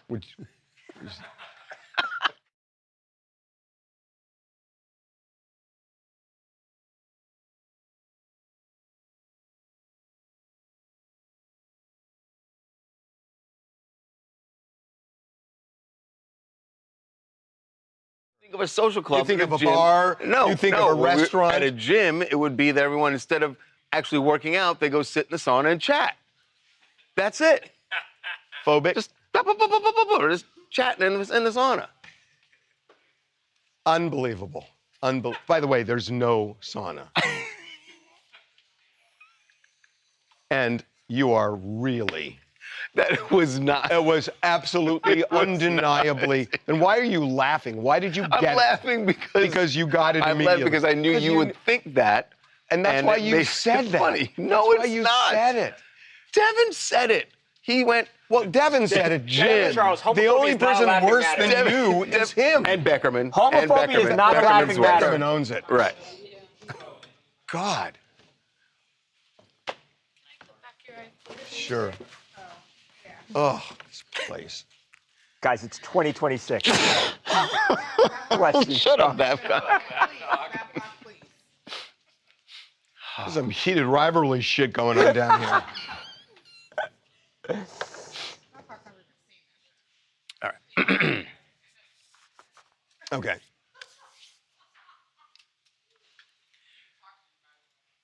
We have broken the code. We have broken the code in Washington, D.C. If you want to know how people really feel, how politicians really feel, you can't watch proceedings On the floor of the House. On the House. That's all for show. House schmouse. You No. got to go to the House of Reps. We are not talking about the House of Representatives. We are talking reps, as in dumbbells Get in and the gym, barbells. baby. Yeah, because there is a gym in the House that only members are allowed to work out in.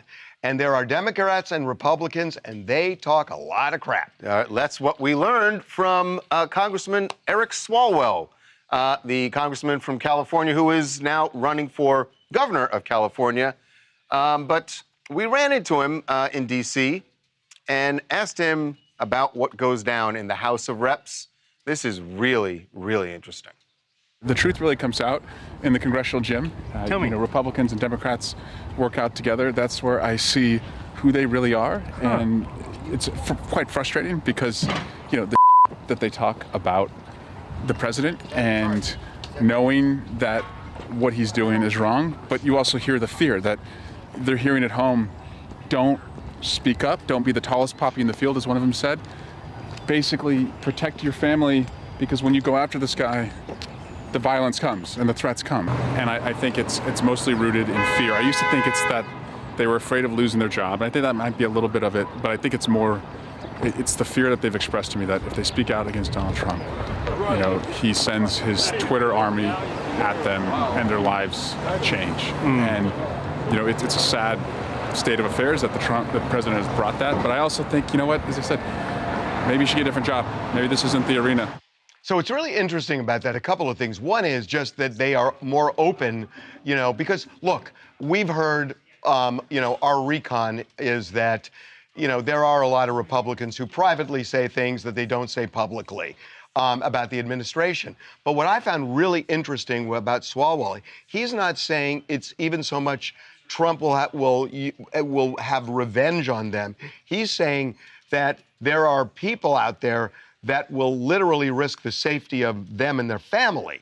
And that was what I found really interesting. I think this rings as such nonsense to me. So you're telling me that you've got a Republican congressman who is in the gym, who was either speaking to or within earshot of Eric Swalwell, who he could not find a camera fast enough. The guy loves attention. That they're going to talk crap about Trump, and then he's going to go blab it to the world. Why don't they just say it then? Okay, hold on. But clearly there's a code that he didn't say anybody's name, right? He didn't say who the people were. Sure, I agree. Right? So I think he's trying to bait Trump into, look, the guy's trying to desperately win an election right now. By the way, I also think this is true when there's a Democrat in the presidency. There are Democratic congressmen who are there talking crap about the president. They did with Joe Biden. Yes. And hold on. They talked about there were people who in the Democratic Party who would talk about Joe Biden not having the mental confidence to do the job publicly. Then they would say, no, we're with him. I just don't know. They would do it in front of the opposition. Hold on. What's more improbable to you? Yeah. Republican congressman confessing to a Democratic congressman that he doesn't like Donald Trump, or say a Republican congressman telling me that? I think it's more likely they would tell you. More likely they would tell me. Absolutely. They would tell the media? Here's the thing. Yes. A couple of... he's a steel trap I know, compared but to Eric Swalwell. I will tell you, a couple have kind of talked to me. Right. And I don't, if it's off the record, And you've I never don't say said- it. But Point, they have case closed. They have a code. They have a code that what happens in the gym stays. He even said that. What happens in the gym stays in the gym. Right. But he okay, fine. But he had to put it out there to try and embarrass Trump, to make Trump look like he was weak, like he doesn't have support of the GOP politicians. It was content. It was good content. I'm Chad, host of the He's Not Wrong podcast in Birmingham, Alabama, and Eric Swalwell isn't saying anything we already didn't know. This isn't new news. He's just confirming that Republicans care more about perceived power than representing their constituents. If Eric wants to be a hero, he should name the Republicans who are saying this behind closed doors. Otherwise, he's complicit in the damage that Republicans are causing to our democratic institutions. And I lived in D.C. for a minute. I have a lot of friends who work on Capitol Hill, and that is absolutely correct, that there is a code that when things are said behind closed doors in D.C., they protect each other's backs. But Chad, if he were to do that, and he actually talked to us about this, if he says the names, now he's ruining his ability to make any deals, right? And that's ultimately what you want them to be able to do, that even if it means they're talking behind the scenes, that they are actually talking. And otherwise nothing gets done, and arguably not a lot's getting done lately. I mean, there needs to be a challenge to the status quo right now, because right now there's not a lot of deals being made. So what damage could be done at this point other than outing the people who are talking bad about Trump behind their back, but protecting him in front of the cameras? Hey, I have a question. You're in Alabama, where? Birmingham. Oh, so are there malls in Birmingham? What? Yes, there are malls. Shopping malls? Yeah, there are. Like, yeah. They got stores and stuff. I'm going somewhere here. Okay. So if you go there to chill, like on a Saturday night. Oh, boy. Do they call you like a hanging Chad? Listen, I was in kindergarten when that happened, and that joke has been following me for 26 years. Well, we apologize. It's all good. Oh, you're a good sport. Thank you. Thanks, Chad. Somebody said. No offense, Chad. Oh, As Chad. Ari's making jokes at Chad when we have a Chad sitting right here. Well, I know, but he wasn't on camera. Somebody said Eric Swalwell not saying anything they didn't already know. I think a lot of people knew that they were talking crap. Yep.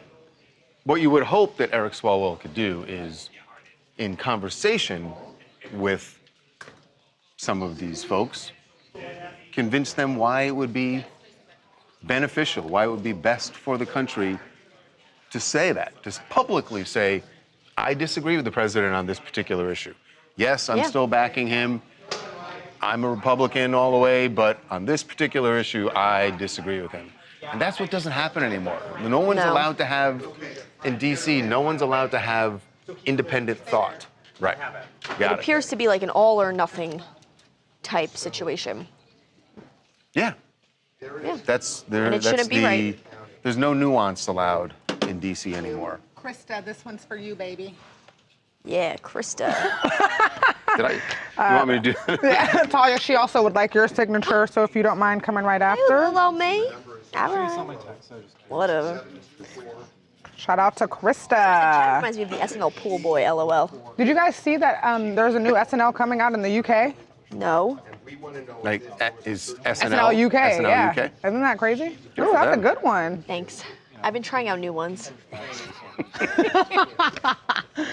Oh, wait, No, Are you Sure, sitting at the home same. writing on your notebook? No, I actually do. I not recently learned, but I now understand that the difference between a signature and writing your name in script is large. Yes. They're not the same thing. And you working on your signature, you can really get stylistic with We got it. 3 today, so you want to knock out 2, and then you only got 1 more. Talia, your Hancock is also Mel's Bells. This one's for you, girl. Mel's Bells. Mel's Bells.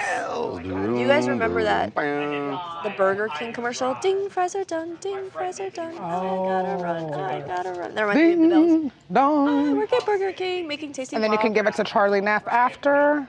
Ooh, this is not an easy one. Republican toxic.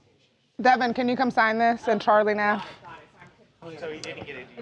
I know. I hold. Ryan Parker. So, Nobody wants my signature. Mel's Bell, did you like Ryan Parker's signature as well? Mel's Bell said yes, yes, yes, yes, yes, yes, yes, yes, yes, yes, yes. Liar. Nope. She really did say the whole office. Come on. Somebody, JD commented, thank God Talia didn't sign my shirt. There you are. Drama. Charlie now? Yeah. Can I get a signature? Jason Beckerman at Jamie's desk. Oh, who's this for today? This is for Mel's Bells. Mel's Bells. Heading over this way, folks. Follow me right this way. Right over here, right over here. Hey, how are you? Beckerman, we're ready for you. Yes, Quentin Aaron. C block.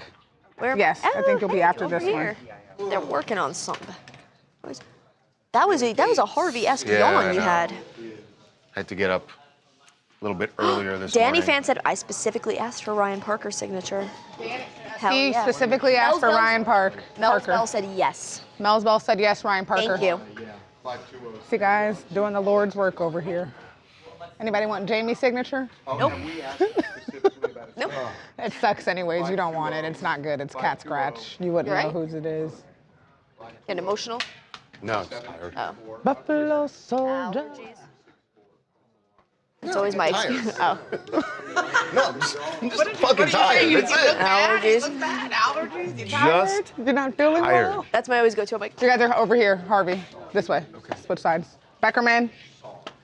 Slang on in there. I just feel bad for my dog. Let me just grab When I this have chair. to come in a little early because it means he's got to eat breakfast super early. I try to feel better about it. I go like, he can go to sleep after I leave. He won't eat it if he's not hungry. It'll just be there for when he's hungry. He doesn't eat like that. Oh. No, he won't go back to it. Oh, Homie don't play bougie. that way. He's very bougie. Bougie. He's like, no. You don't like leftovers, huh? Nope. Nope. Okay, here we go.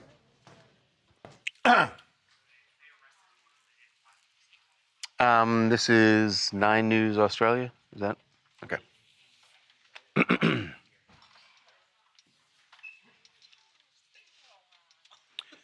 Well, Melinda Gates said that her ex-husband, Bill, needed to answer some of the questions that people have about him and Bill and Jeffrey Epstein, their relationship, which has now been a new topic of conversation because of the Epstein files and some of the documents that were released that included Bill's name and some allegations about him that Jeffrey Epstein apparently made in an email that he wrote to himself saying that Bill had hooked up with some Russian girls that Epstein introduced him to and may have even contracted an STD.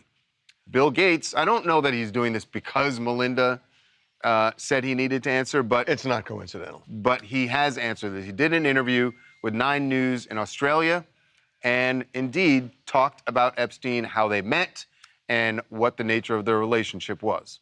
I met Jeffrey in 2011, so over a period of 3 years, I had a number of dinners with him. The focus was always, he knew a lot of very rich people, and he was saying he could get them to give money to global health. You know, in retrospect, that was a dead end, and I've said many times, but I'll say again, I was foolish to spend time with him. I was one of many people who regret ever knowing him. Apparently, Jeffrey wrote an email to himself. That email was never sent. The email is, false. So I don't know what his thinking was there. You know, was he trying to attack me in some way? But, it just reminds me, every minute I spent with him, I regret and I, apologize that I did that. So the email that he's talking about is one Jeffrey Epstein wrote, as Bill Gates said, to himself. Now Bill is saying, Now he's saying never sent it to we Bill. were wondering that. But it's a blackmail email. I mean, that's very clear that it's an email that would list the various things that Charles just mentioned in some detail. So he's saying, look, that was never sent. It's not true. And it is true that Jeffrey Epstein, apparently he knew a lot of rich people, especially in New York. And, because he knew them doesn't mean they did anything. Bill Gates, there are some specifics in there.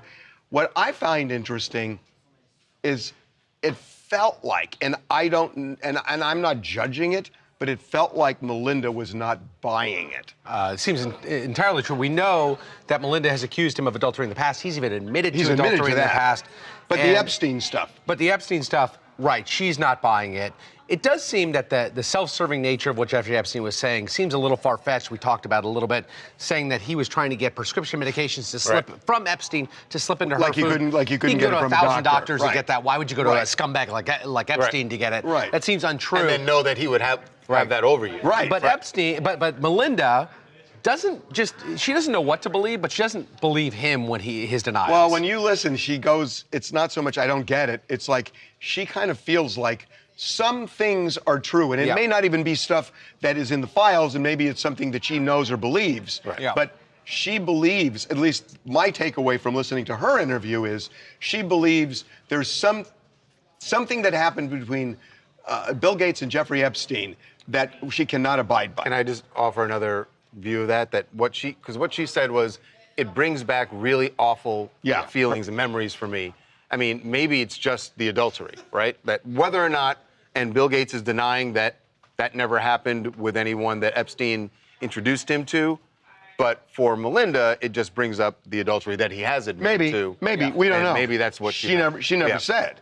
But it feels like well, she did say it goes back to the trauma that she suffered at Bill's hands. We got to be talking about my only point is, Bill Gates is saying, I socialized with him, I needed him to help raise money for his charities, and I regret it. She seems to think it's something different. Yeah. Steel Seraphim, Miami, Florida.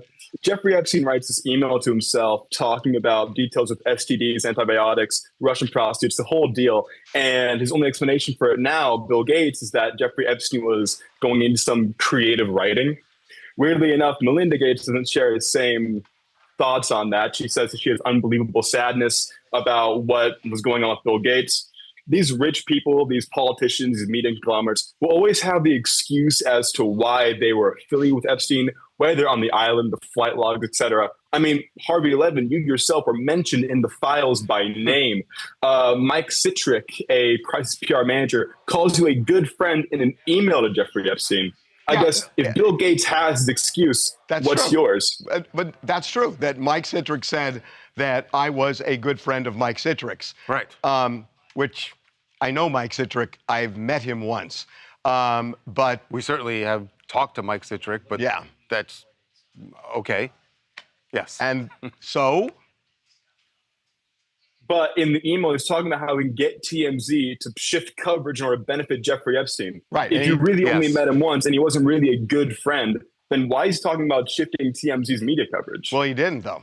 But he didn't shift it. He didn't, as far as I remember, he never called. And just so people understand, Mike Citrick is talking to someone who's a potential client. So he's trying to sell him on, I can do this, I can do that. But check the record, that never happened. Right. No, that's fine. I think it was fine. Yeah. Totally fine. People are saying Bill Gates regrets it only after at least he got it right out. on the Mike Citrick thing. Right, that he actually read it the way. Read it. Yes, because there are a lot of people who read it differently. Somebody said Bill Gates regrets it only after he's been outed. I mean, yes, the cynic is going to look at it and say, well, Bill Gates can say whatever he wants because Jeffrey Epstein isn't around to rebut that. Yeah. That's true. Somebody said she knew what was going on and covered it up. Yep. Is she part of the problem? Bill Gates knew. Somebody said, good thing she is no longer with him. He aged like crap. Did he? I thought he aged pretty well for a white man. Who? He aged like milk. Bill Gates. Bill Gates. He looks pretty decent. He aged like cheese. How old is he? Like 100. I mean, he's aged. I've seen a lot of people that are his age that look way worse than I think Bill. you're just 70. used to seeing. I mean, I remember Bill Gates looking much younger. Much younger, but he doesn't look bad to be like damn near 80. I've seen like 80-year-olds that look, ooh, god damn. That's the money. Oh my God. Sheesh. I want to say something. His ex-wife dodged. 80-year-olds. I've seen 50-year-olds who That look like, look, yeah, that's what I'm saying. He looked good. He looked Now he's a decent. dirty jerk too. That's funny. He looks decent. I'm not mad at it. There's who said this? Angela said his ex-wife dodged a bullet. He grew old very badly. But have you seen Melinda's new man? Never mind. No, but I'll support a woman. I'm gonna exit the chat. Support a woman, everything. I'm gonna exit the chat. Oh, wait, who's Melinda's new man? He regrets it after he had his fun. He looks like an old lady. He gives Mr. He's talked Burns. about his regrets before, right? He's talked about the adultery and that he regrets it. It's just interesting. If so he's I mean, I guess- denying that Epstein got him the antibiotics. Well, that's what. He said it was fine. I mean, let me. he take said a- it was false. He said it was all false. Yeah. And Epstein never sent it to him. Mm. And again, but you know, the cynic, AKA the average internet troll. No, not me, but the average internet troll is going to go, well, who's going to come out and say that that's false? Nobody Yeah. can say that that's false. Yep. He's saying. No. Yeah, that's my gut. No. Melinda covered up for Bill. Now that the facts came out, she changes her turn. I don't know if that's true. No, I don't think so. I don't think that's true either. What do we got to do? It'll be me at Princess. Shakari Richardson, they just pled not guilty to the drug charge. Yeah, but if she pled not guilty, what are we going to do with that? That's what. She pled not guilty, and that's it. Yeah, what are we doing on that? That's not worth a B2. She was saying just to do 2 minutes on it. You can do like a minute and then a little commentary to Skype. It's not even commentary. She pled not guilty.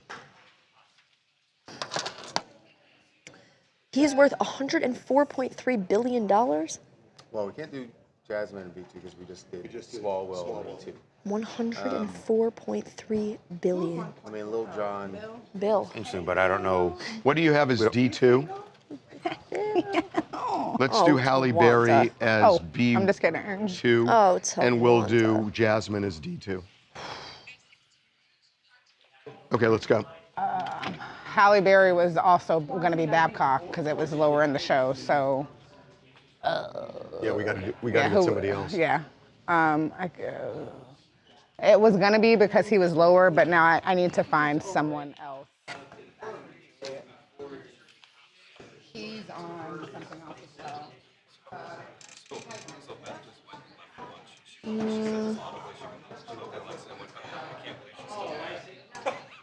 Did you tell him what? I didn't even tell her what happened. The microphone that she said. Are you recording? Yes, and told her to move down the hall. She should have said no. I'm not recording and I'm not moving. Okay, you guys can come over to Princess. There was a police officer. Why does he have to move? Right over this way? Folks, I'll show you to. Upstairs in the hallway is not a trespass. Hey, I can show you right to your table this way. Party of two, right this way. We're ready. I'll show you the dress I wore that reminds me of that. Okay, guys, we gotta go. Kinda look like Oh, her it a little does. bit? A flower print like that is so in right like now. the red That's with the gorgeous. white. I love a good floral print these days. Where was Halle going after the governor? The cut. Okay.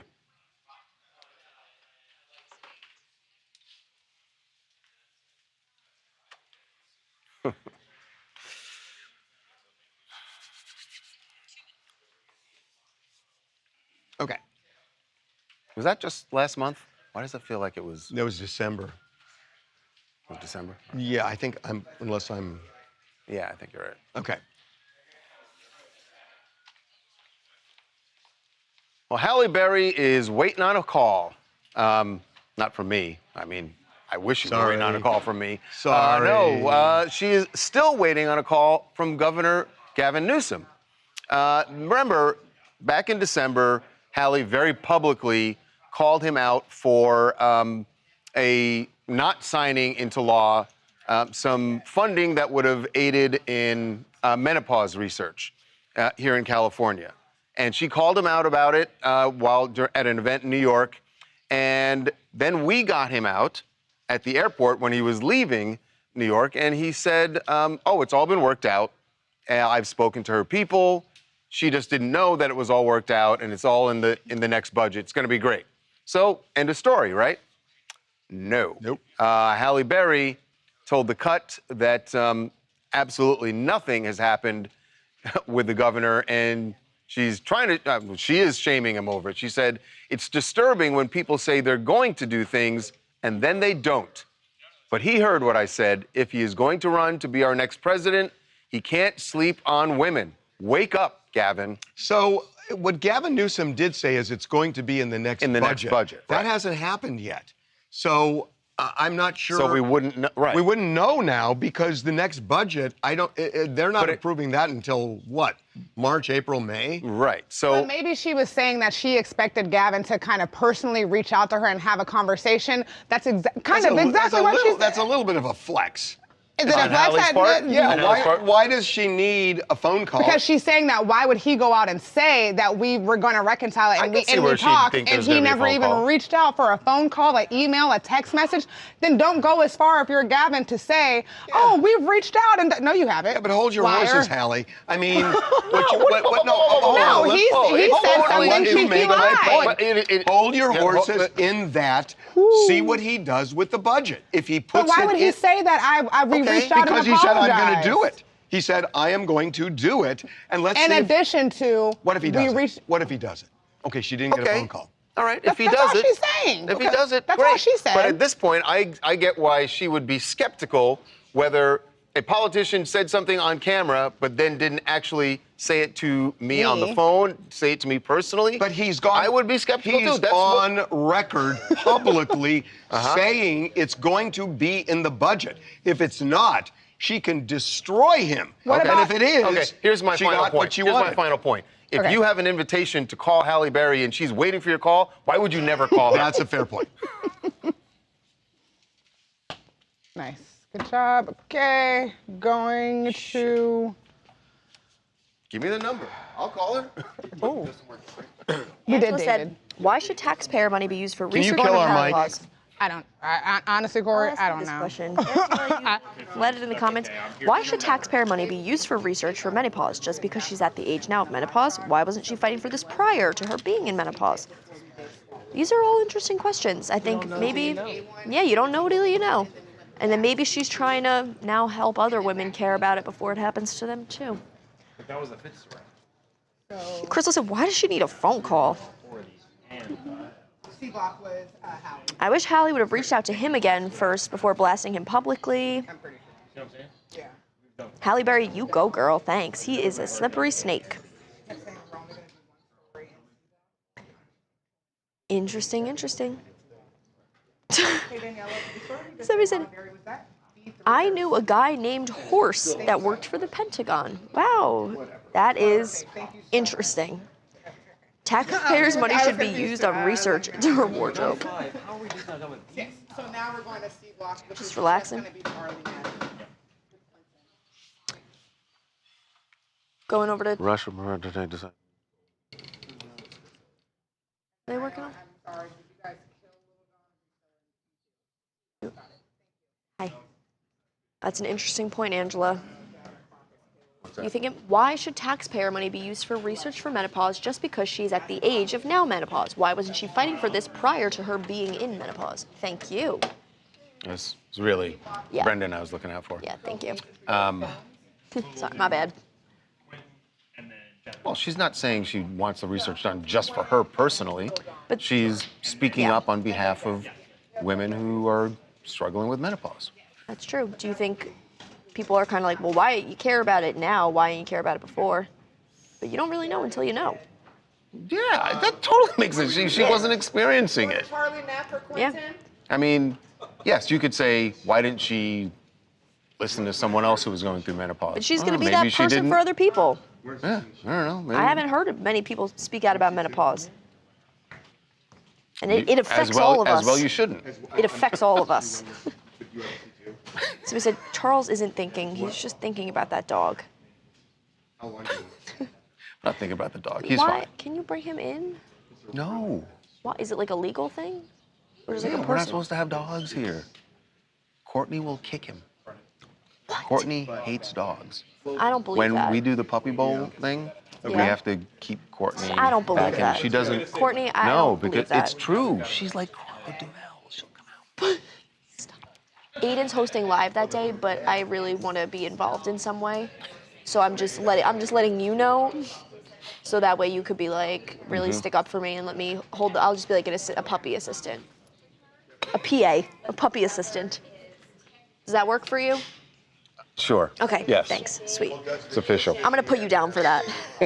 Just that I'm endorsed. You ready? What are we doing? Quentin. Hey, they're ready for you on set. Oh, thank you. Okay, let's go. All eyes on me. Take a sip. Okay. Wait a minute. Do they know in the back that the parents are dead? Because we spent a lot of time in the show saying the mother was alive. We killed the segment. Oh, right. Okay. Yeah. Okay.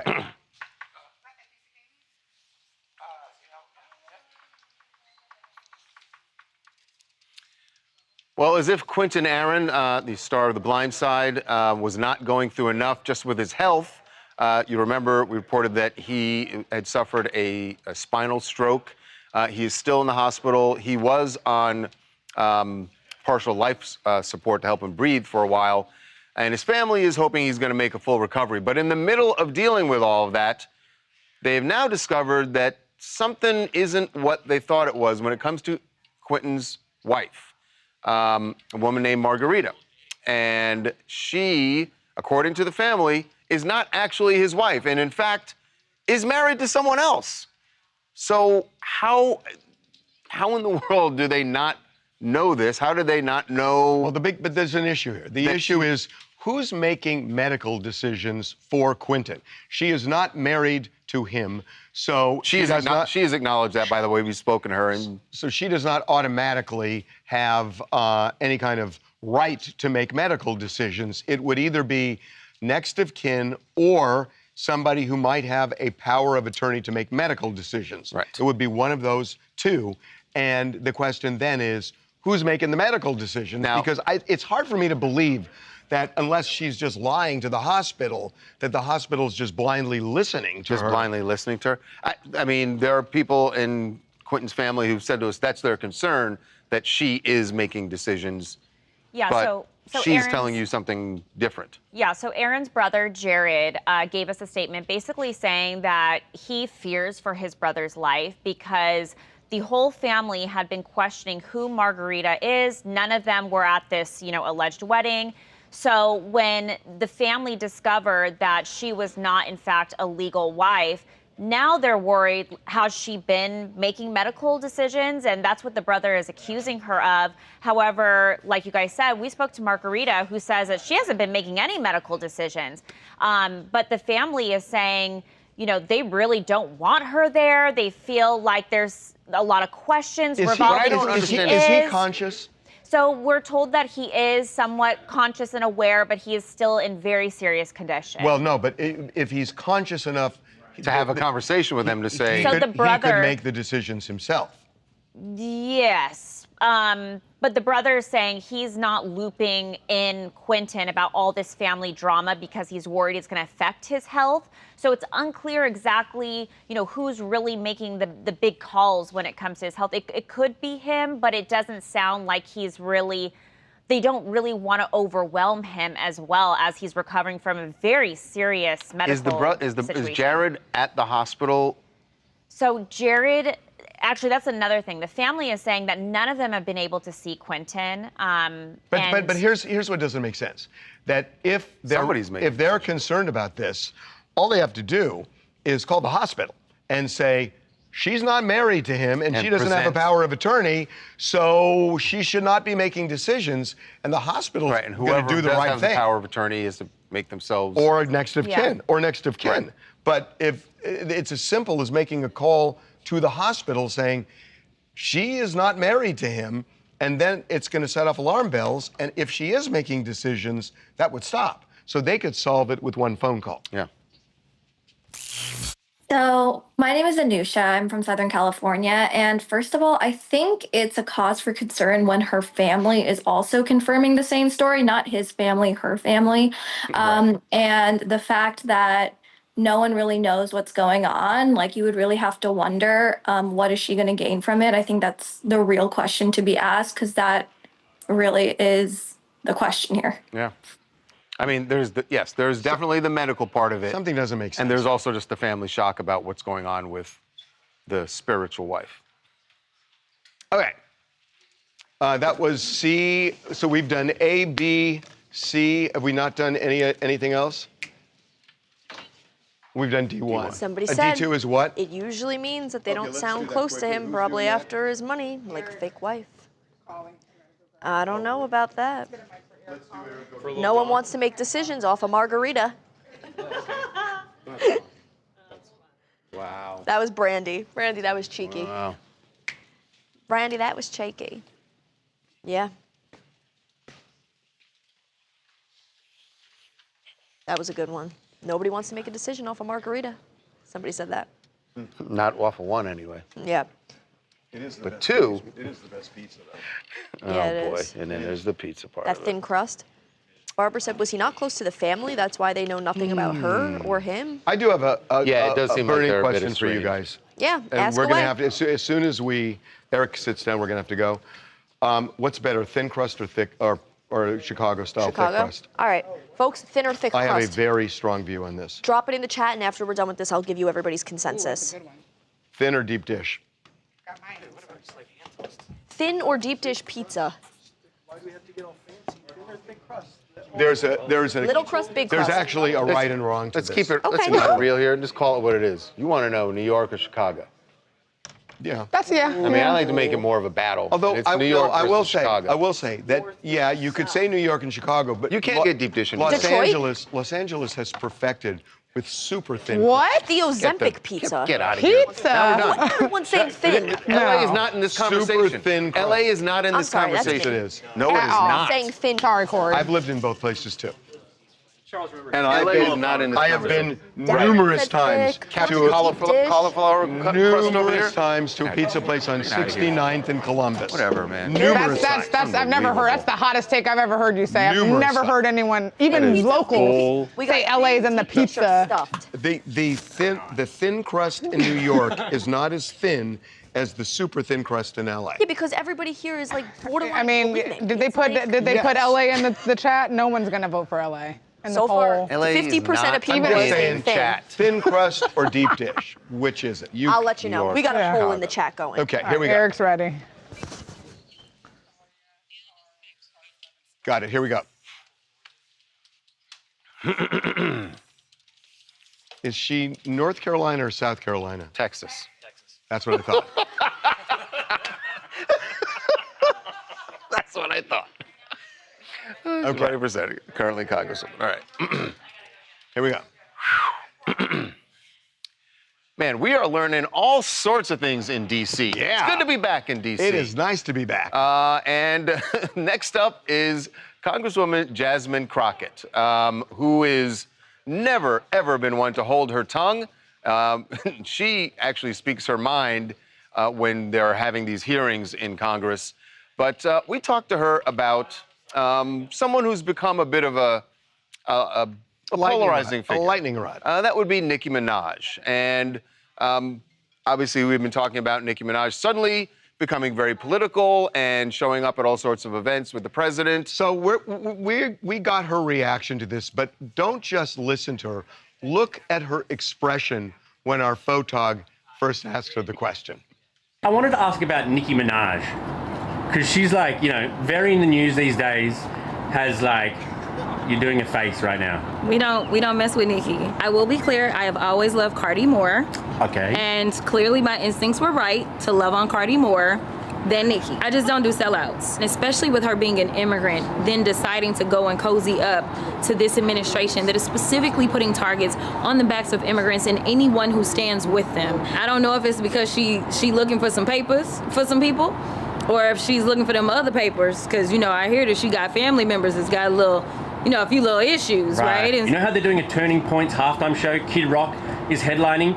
I assumed that Nicki was going to headline, but she's not even on the bill. she may now understand her place as it relates to MAGA, but maybe she won't. Who knows? So that was the most interesting part. She may understand her place when it comes to MAGA. What she's saying is, not going to put black people up there. I think that's what she's saying. Yeah, no, that's definitely what she's saying. And who knows, maybe Nicki Minaj will end up showing up there. She's not on the bill, but I'm sorry. Congresswoman Crockett, I thought she was like having a fit. She's like, really, her face saying, don't ask me about her. Don't ask me about her. Why are we bringing this up? Oh, it was great.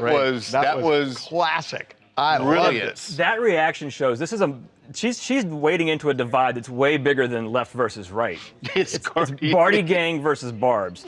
Yeah. You don't want to get involved in that, and when you choose your side, you don't. But she chose a side. She said, "I've always been Team Cardi B." Exactly. So the Barb's are going to come after her now. I just think maybe she does listen to Cardi B. Maybe she has been a fan all along. But I also would not put it past the Congresswoman to just have that in her back pocket, knowing that if anyone asks me about Nicki Minaj, I'm playing the Cardi card immediately. Nothing rankles Nicki Minaj more than Cardi B, and Knows how to vice versa. It's you stay out of that stay and fight. Shoes get thrown, man. Hey guys, Devin, Blue Illusional Podcast, Delaware. I think Jasmine Crockett was 100% on point. Nikki is a sellout. She cozied up to a dictator to get her immigration status shored up or whatever, and turns out it was just a memento. So she did all that shucking and jiving for absolutely no reason. Oh God. By the way, that's my new response. When you ask me a question, I'm just gonna be like. Different strokes. You can't say different strokes. What you talking about? Oh my God. Oh my God. He's out again. Shucking and jiving. I was gonna say shucking and jiving was nuts. He said all that shucking and jiving, you jive monkey. No, what you talking about, Willis? What you talking about, Willis? He said shucking and jiving. That's No. Good Times theme song. Yeah, no, but I went to what you talking about, Willis, because that was her look. Oh. Okay, what's he? But it also could have been a jive wait a turkey. minute, where are we? You I'm jive sorry. turkey? Going to Devin. She could have been looking at like Nikki is a jive turkey. That's a jive turkey. Okay. I do love good times, but I love different There strokes we go. too. Oh, what's a poll on the deep dish? We have Oh, say someone just told 50% thin, on himself. 50%. 33% thick deep dish crust, and then 16% prefer stuffed crust. That wasn't an option, but That wasn't an option. Well, either way, No, we got to do. thin beats thick. No, it doesn't because Yes, it does. because stuffed is automatically thick. So when you add the two, so then it's really bad. This for poll is wonky. Yeah. We got to redo the poll. We need to federalize the poll. Recount. Yeah, stop the count. This doesn't. All right. That's a terrible. Because when you stuff a crust, Yeah, you can't say becomes stuffed thicker. crust. No. That doesn't make it. Look, I'm just. Who did this poll? Okay. Who edited stuffed crust? No. Kay's like, I love stuffed crust, so I just threw that in too. No, don't. Put the poll back. New poll. New poll. Thin or thick? Thinner, Wow. yes. All right. Thin or thick. Thick or thin? Boy, Classic. that was the fastest congressional hearing ever. We just asked That one was- question and she's like, I like it. It was me. That was great. We'll get it up. Harvey, your chat is also begging you to do headlines today. So let's maybe do Devin and then. Okay. You want to leave in the different strokes thing? Oh. No, I didn't think so. No. Okay, let's go. We got to move. All right. You can stay there. It's That's 12 fine. o'clock. Okay, Pardon my sleep. How did that happen? let's get E done. Here we go.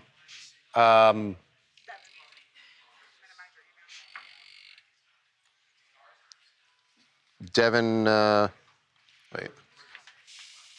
What is dude's? DJ, what is it? DJ Young? That's late.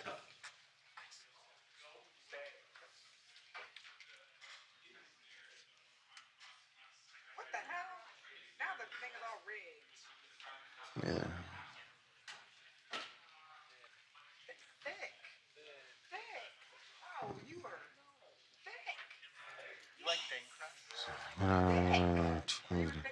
Today's Wednesday? The 4th. Wednesday the 4th, okay. Okay, here we go.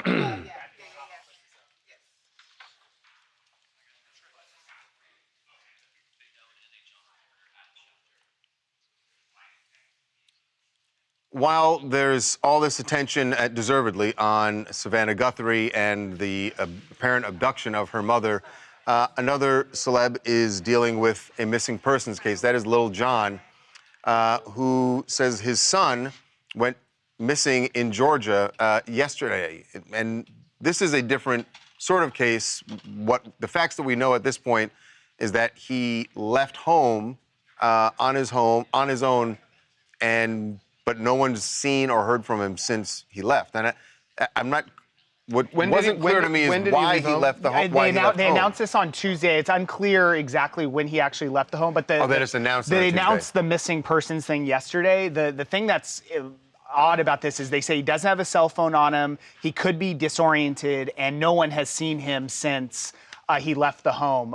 So we don't know when he left. No, we reached out to Little John. All their people are saying essentially is they're asking for privacy and prayers. It's obviously a really bad situation here because they don't know where his son is. So that's kind of where they're at. Obviously, he was following in his dad's footsteps and all that. So it's kind of, he was in the industry. And Little John. How old? He's 28. Little John spoke openly about how it's been so cool seeing his son kind of do what he does. But when you say disoriented, why? That's what authorities said. All they're saying is that he could be disoriented, but he wouldn't be a danger to the public. That's how they worded their verbiage. I'm just wondering, was there a medical thing, or they didn't say? They did not say. Wow. Mecca, North Carolina. To anyone missing a family member, it's never a good thing, especially during inclement weather. It makes it even more harder for anyone to search. Milton Police also stated that he is disoriented, which simply could mean that he has memory lapses, hallucinations, and difficulty focusing. And so right now, all we can do is offer prayer. I never thought of that, but it's true about the weather. Yes. That it is just frigid there. And not having his phone just makes it impossible, near impossible, just to be able, for even friends to be able to help the family about where he might be. Yeah. We are at 63%, 64% thin, 36%. Okay, now at least we got an I'm going to send answer. Harvey over right There we now. go. Cameron said, can we do the headlines now? Because he needs to get do the them story quickly, up. though. Cameron, you got something? He has it up. He's got it up. He's ready to go. Corey, will Let's you go? take a walk. Oh, hold on. Can we go over to Cameron right now? Cameron, we got to move. And second of all, Yeah, what do you got? To do it Ready? the next What do story you is got? Lucas. You want him to stand up or y'all want to walk to sports again? What is this story? Oh, just have him stand up. Yeah. So what is this? Okay, so Andy Dick did a podcast with Jamie Kennedy the other day, and he talks about the first words that came out of his mouth after he was revived. And the next thing you know, it's on video, and you're just done. Yeah. You're alive. Why done?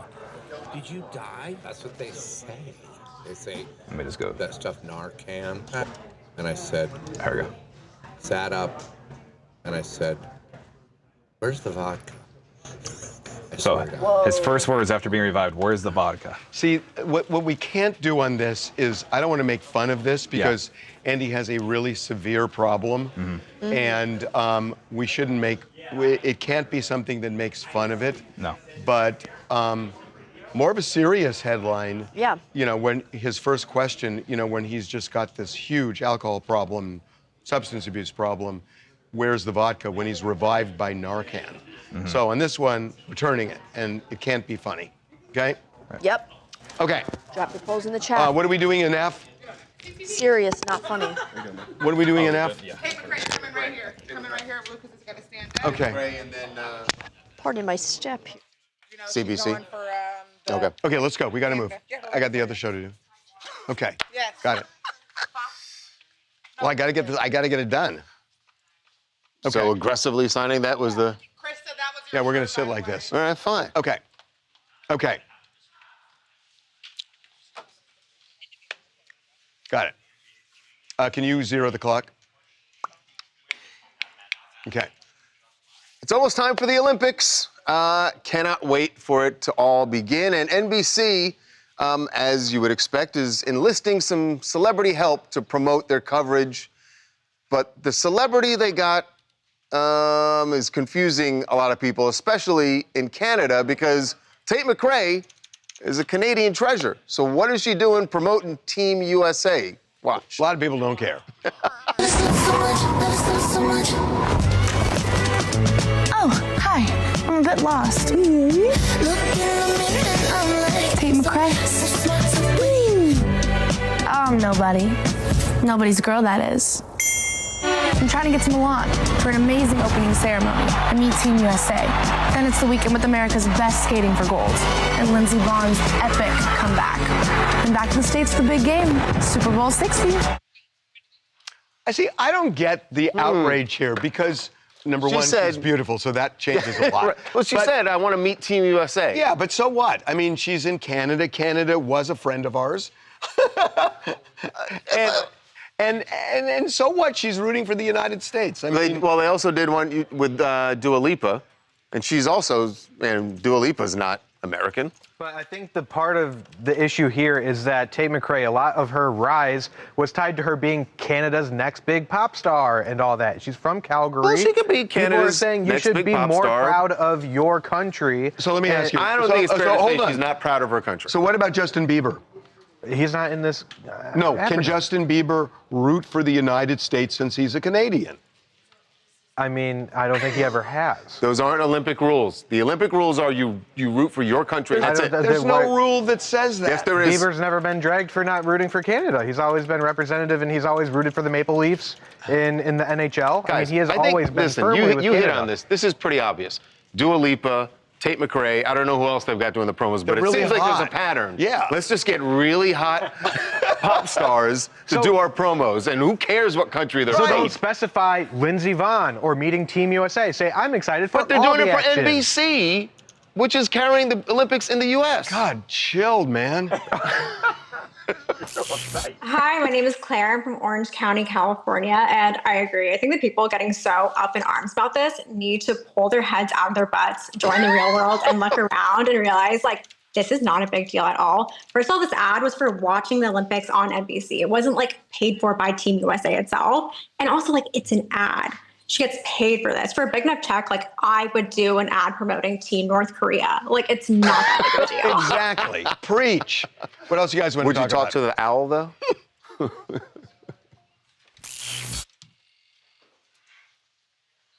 California on Eric Swallow. Hi there. Eric Swallow needs to focus on himself because he used $200,000 of his campaign money for personal use, and stop trying to pin GOP on each other because we're the strongest in midterms. We're going to win just like we did the presidential election. And also, we need to ask him how Fing Fing was. Do you really think that the Republicans have a strong edge to win the midterms? I sure do. That's one view. See. That's one view. One more.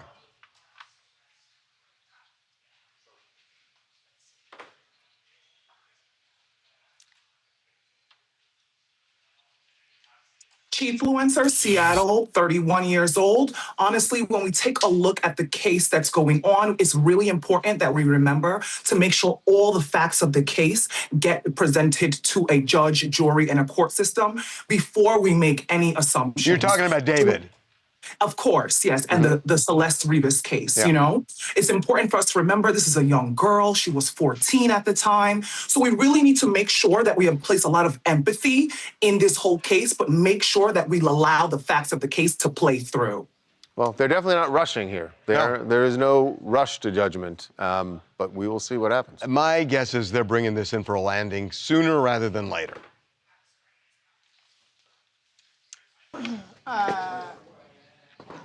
That was it, right? That was. Yeah. Oh, okay. Your Okay. headlines, they weren't thrilled about yeah, this when- choice of story. I know. A lot of people backed out. Andy's first words after being revived. Andy Dick shares vulnerable story about being revived on podcast. Andy Dick on sobriety struggles. Andy Dick shares dying experience from OD. Well, there was another one I saved. A sobering moment. How about Andy Dick? Oh, I just had it. I just had it. First words after revival. Someone say And that? and That would be no, Josie. nobody said it, but Josie we're going to play a game. Rodriguez. He wants We're to gonna play a game. We're gonna instead. no one wanted to play the headlines I know. anyway. We'll play- so we'll what's- play- we'll he's play a writing game. something down. Guys, we're going to do a Cameron. game instead. Don't What'd you pick say, a story first like words that. after survival? Don't pick a story like that again. And okay, first words after survival. This is going to be tough because there's so Revival? many. I'm thinking of a Beatles First song. words after revival. I'm thinking of a Beatles song. First person who guesses the song wins the TMZ T-shirt. All right. Okay, there are a lot of songs. Beatles songs, come on, folks. I will narrow it for you. It that is word. before Can you 1966. rewrite the second word? Before 1966. 466? Can you rewrite this? All right, let's see. What the? Yeah, but how are they going to know when someone says it? Because we I don't know. read I don't what know you the said. answer. You'll know when I decipher it. I can't see. I can't read it. You'll read Yesterday? it. Nope. Okay. All right, so they're just going to yell out every. All right, yeah, we can Folks, do that too. let it be, help, all you need is love, here No. comes the sun. No. Revolver, Hey Jude, Strawberry no, guys, Fields. I said before 66. Eleanor Rigby, No. Do you think they come together, all my love, Prudence. Not Dear everybody No, has Yellow Sub, Hard Days and Night, I Want to Hold Your Hand, Tell Me Why, Sergeant Pepper. Someone I am just- the Walrus. You were in the ballpark with one of those that just was Come mentioned. together, I am the Walrus, Seasons, 1954, Help, Lucy in the Sky. Nope. Hold My Hand, Look Don't at Let how Me many Down. hits these guys have. Paint It Black, Dear No, Prudence, Paint It Tell Me Black is Why. Rolling Stones. So Okay, you Come want me Together, Beth. you want Love me to Me. narrow it for you? Twist and Shout. No, but it's in that era. All My She Loves You. Yes. Tina Clifford, Yes, she loves you. 1714. That's what you wrote that? I don't know what the hell that She said. loves you? I knew it said she. Loves All we you. got is No she. way. I said she. I asked Charles She. to Is rewrite that. Loves you. No, hold this up. You She guys, Lou. this is what his She answer Lou looked Rowe. like. Tina, you won, but this is what he wrote. I was asking my Charles God. to rewrite it. Lou Rowe. She loves you. That's a beautiful Okay, name for a baby girl. let's do G, guys. Tina Clifford, congratulations. You never won Unbelievable. before, so she's a This guy, first-time man. winner. We're doing G. She loves you. Tina, I will tell you where to send your information after we finish this block. Okay. What are we doing? Florida's newest. Okay, what the hell? Oh, God. Okay. Wait, what is this? That they're eating those frozen. No, I know. No floor. Yeah. Okay. Wait, what? It's a big thing. They're all, it's snowstorm, they're all Is frozen. that legal? They're not, they're also, I mean, if it's Florida. dead. If it's dead, then you can eat it. There's people trying to revive them. They're using heating pads. No, I know all about what's happening to the iguanas, but we're talking about They're turning them into eating. fucking pizza and toppings. and tacos. People are turning them into tacos, pizza. Are you allowed to kill iguanas They're and make... already dead. So they're taking the No, dead the ones ones. that are frozen do not die. They're not dead. I They're know, not but dead. the ones that they're taking are. It's an invasive Yeah, species so they're good. hearing. So it is not illegal to... No, just got in the word. state of Florida? Okay, here we go. We know. Here we go. Only in Florida. I got yes. Only in Florida. Only in Florida. I got to begin this by saying we are in no way advocating for what you're about to see, This but is- it's you certainly have appalling. heard about the cold weather, the cold snap across most of the country. In Florida, you've seen the video of the iguanas. When they get really cold, they fall out of the trees. And they're not dead They're not dead. necessarily. They revive. They've revived themselves. It's really a survival technique. But some do die if they don't get warmed up in time. And now there are places in Florida that are inviting people to put iguanas on the menu. If you bring iguanas to this place, they'll make you a pizza. Let's see if it's true. Let's make an iguana pizza. We're gonna call this one the Everglades. This is the first iguana pizza in the history of mankind. Iguana, bacon, venison. Tear it up, big dog. First bite, loaded with iguana. Ugh. Ugh. Ugh. Florida, you have outdone yourself. That is sorry. just. I'm sorry. I don't know, man. I have That had is- alligator, yes, Frog I have. legs? Huh? Frog legs? Gator? Yes, Come on. I've had I frog understand, legs, but but there's something about this. I mean, first of all, who knows what an iguana will do if you eat it, right? What? It's No, called, what it does to your... It's called chicken of the trees. I've heard it tastes like chicken, and Oh it's my probably God. really good. Tree? Yeah, it's chicken of the trees. We're done. Chicken of the trees. We gotta go. Oh my God. That's what they're called. Chicken of the trees. Chicken of the trees. That's what they're called, so they probably taste good. Frog legs are good. Do you want to tell Tina where she Yes, Tina, I'm so happy for you. It's nice to have some new people, some new names winning. Tina, send your shirt size, your address, and your full name to TMZideas at Any reptile would be in shirt really size, cold address, weather. full name, TMZideas at TMZ.com. We got 2 shirts to sign today, so I'll be able to get 2 shirts signed out. Seymour, if you're on, I know I called you on the phone yesterday, we're gonna really get your shirt signed tomorrow. There's no point of even having Charles sign it because Harvey's not gonna sign it, so. Ooh, I love the earrings. Thanks, I got Fire. some earrings. You see her earrings? They're- Look at those. Actually, no. Look at those. Fire. Ooh. I wear a lot of earrings. It's not one earring. It's earrings. It's 12 to 15 hoops. Anyways, Fire. tomorrow is Friday Junior. You know it's Friday, Talia. It's Friday Junior tomorrow. So You know what happens on Friday, Talia? it's Friday Eve. What? You know what's happening on Friday? Oh boy, do I, and boy, am I ready.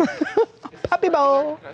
Puppy bowl. Yeah. And folks, with that, I Mel's bells. Eric's about to shine your shirt. enjoy your Wednesday. Puppy bowl. Wherever that entails for you. Oh. That, ladies and gentlemen.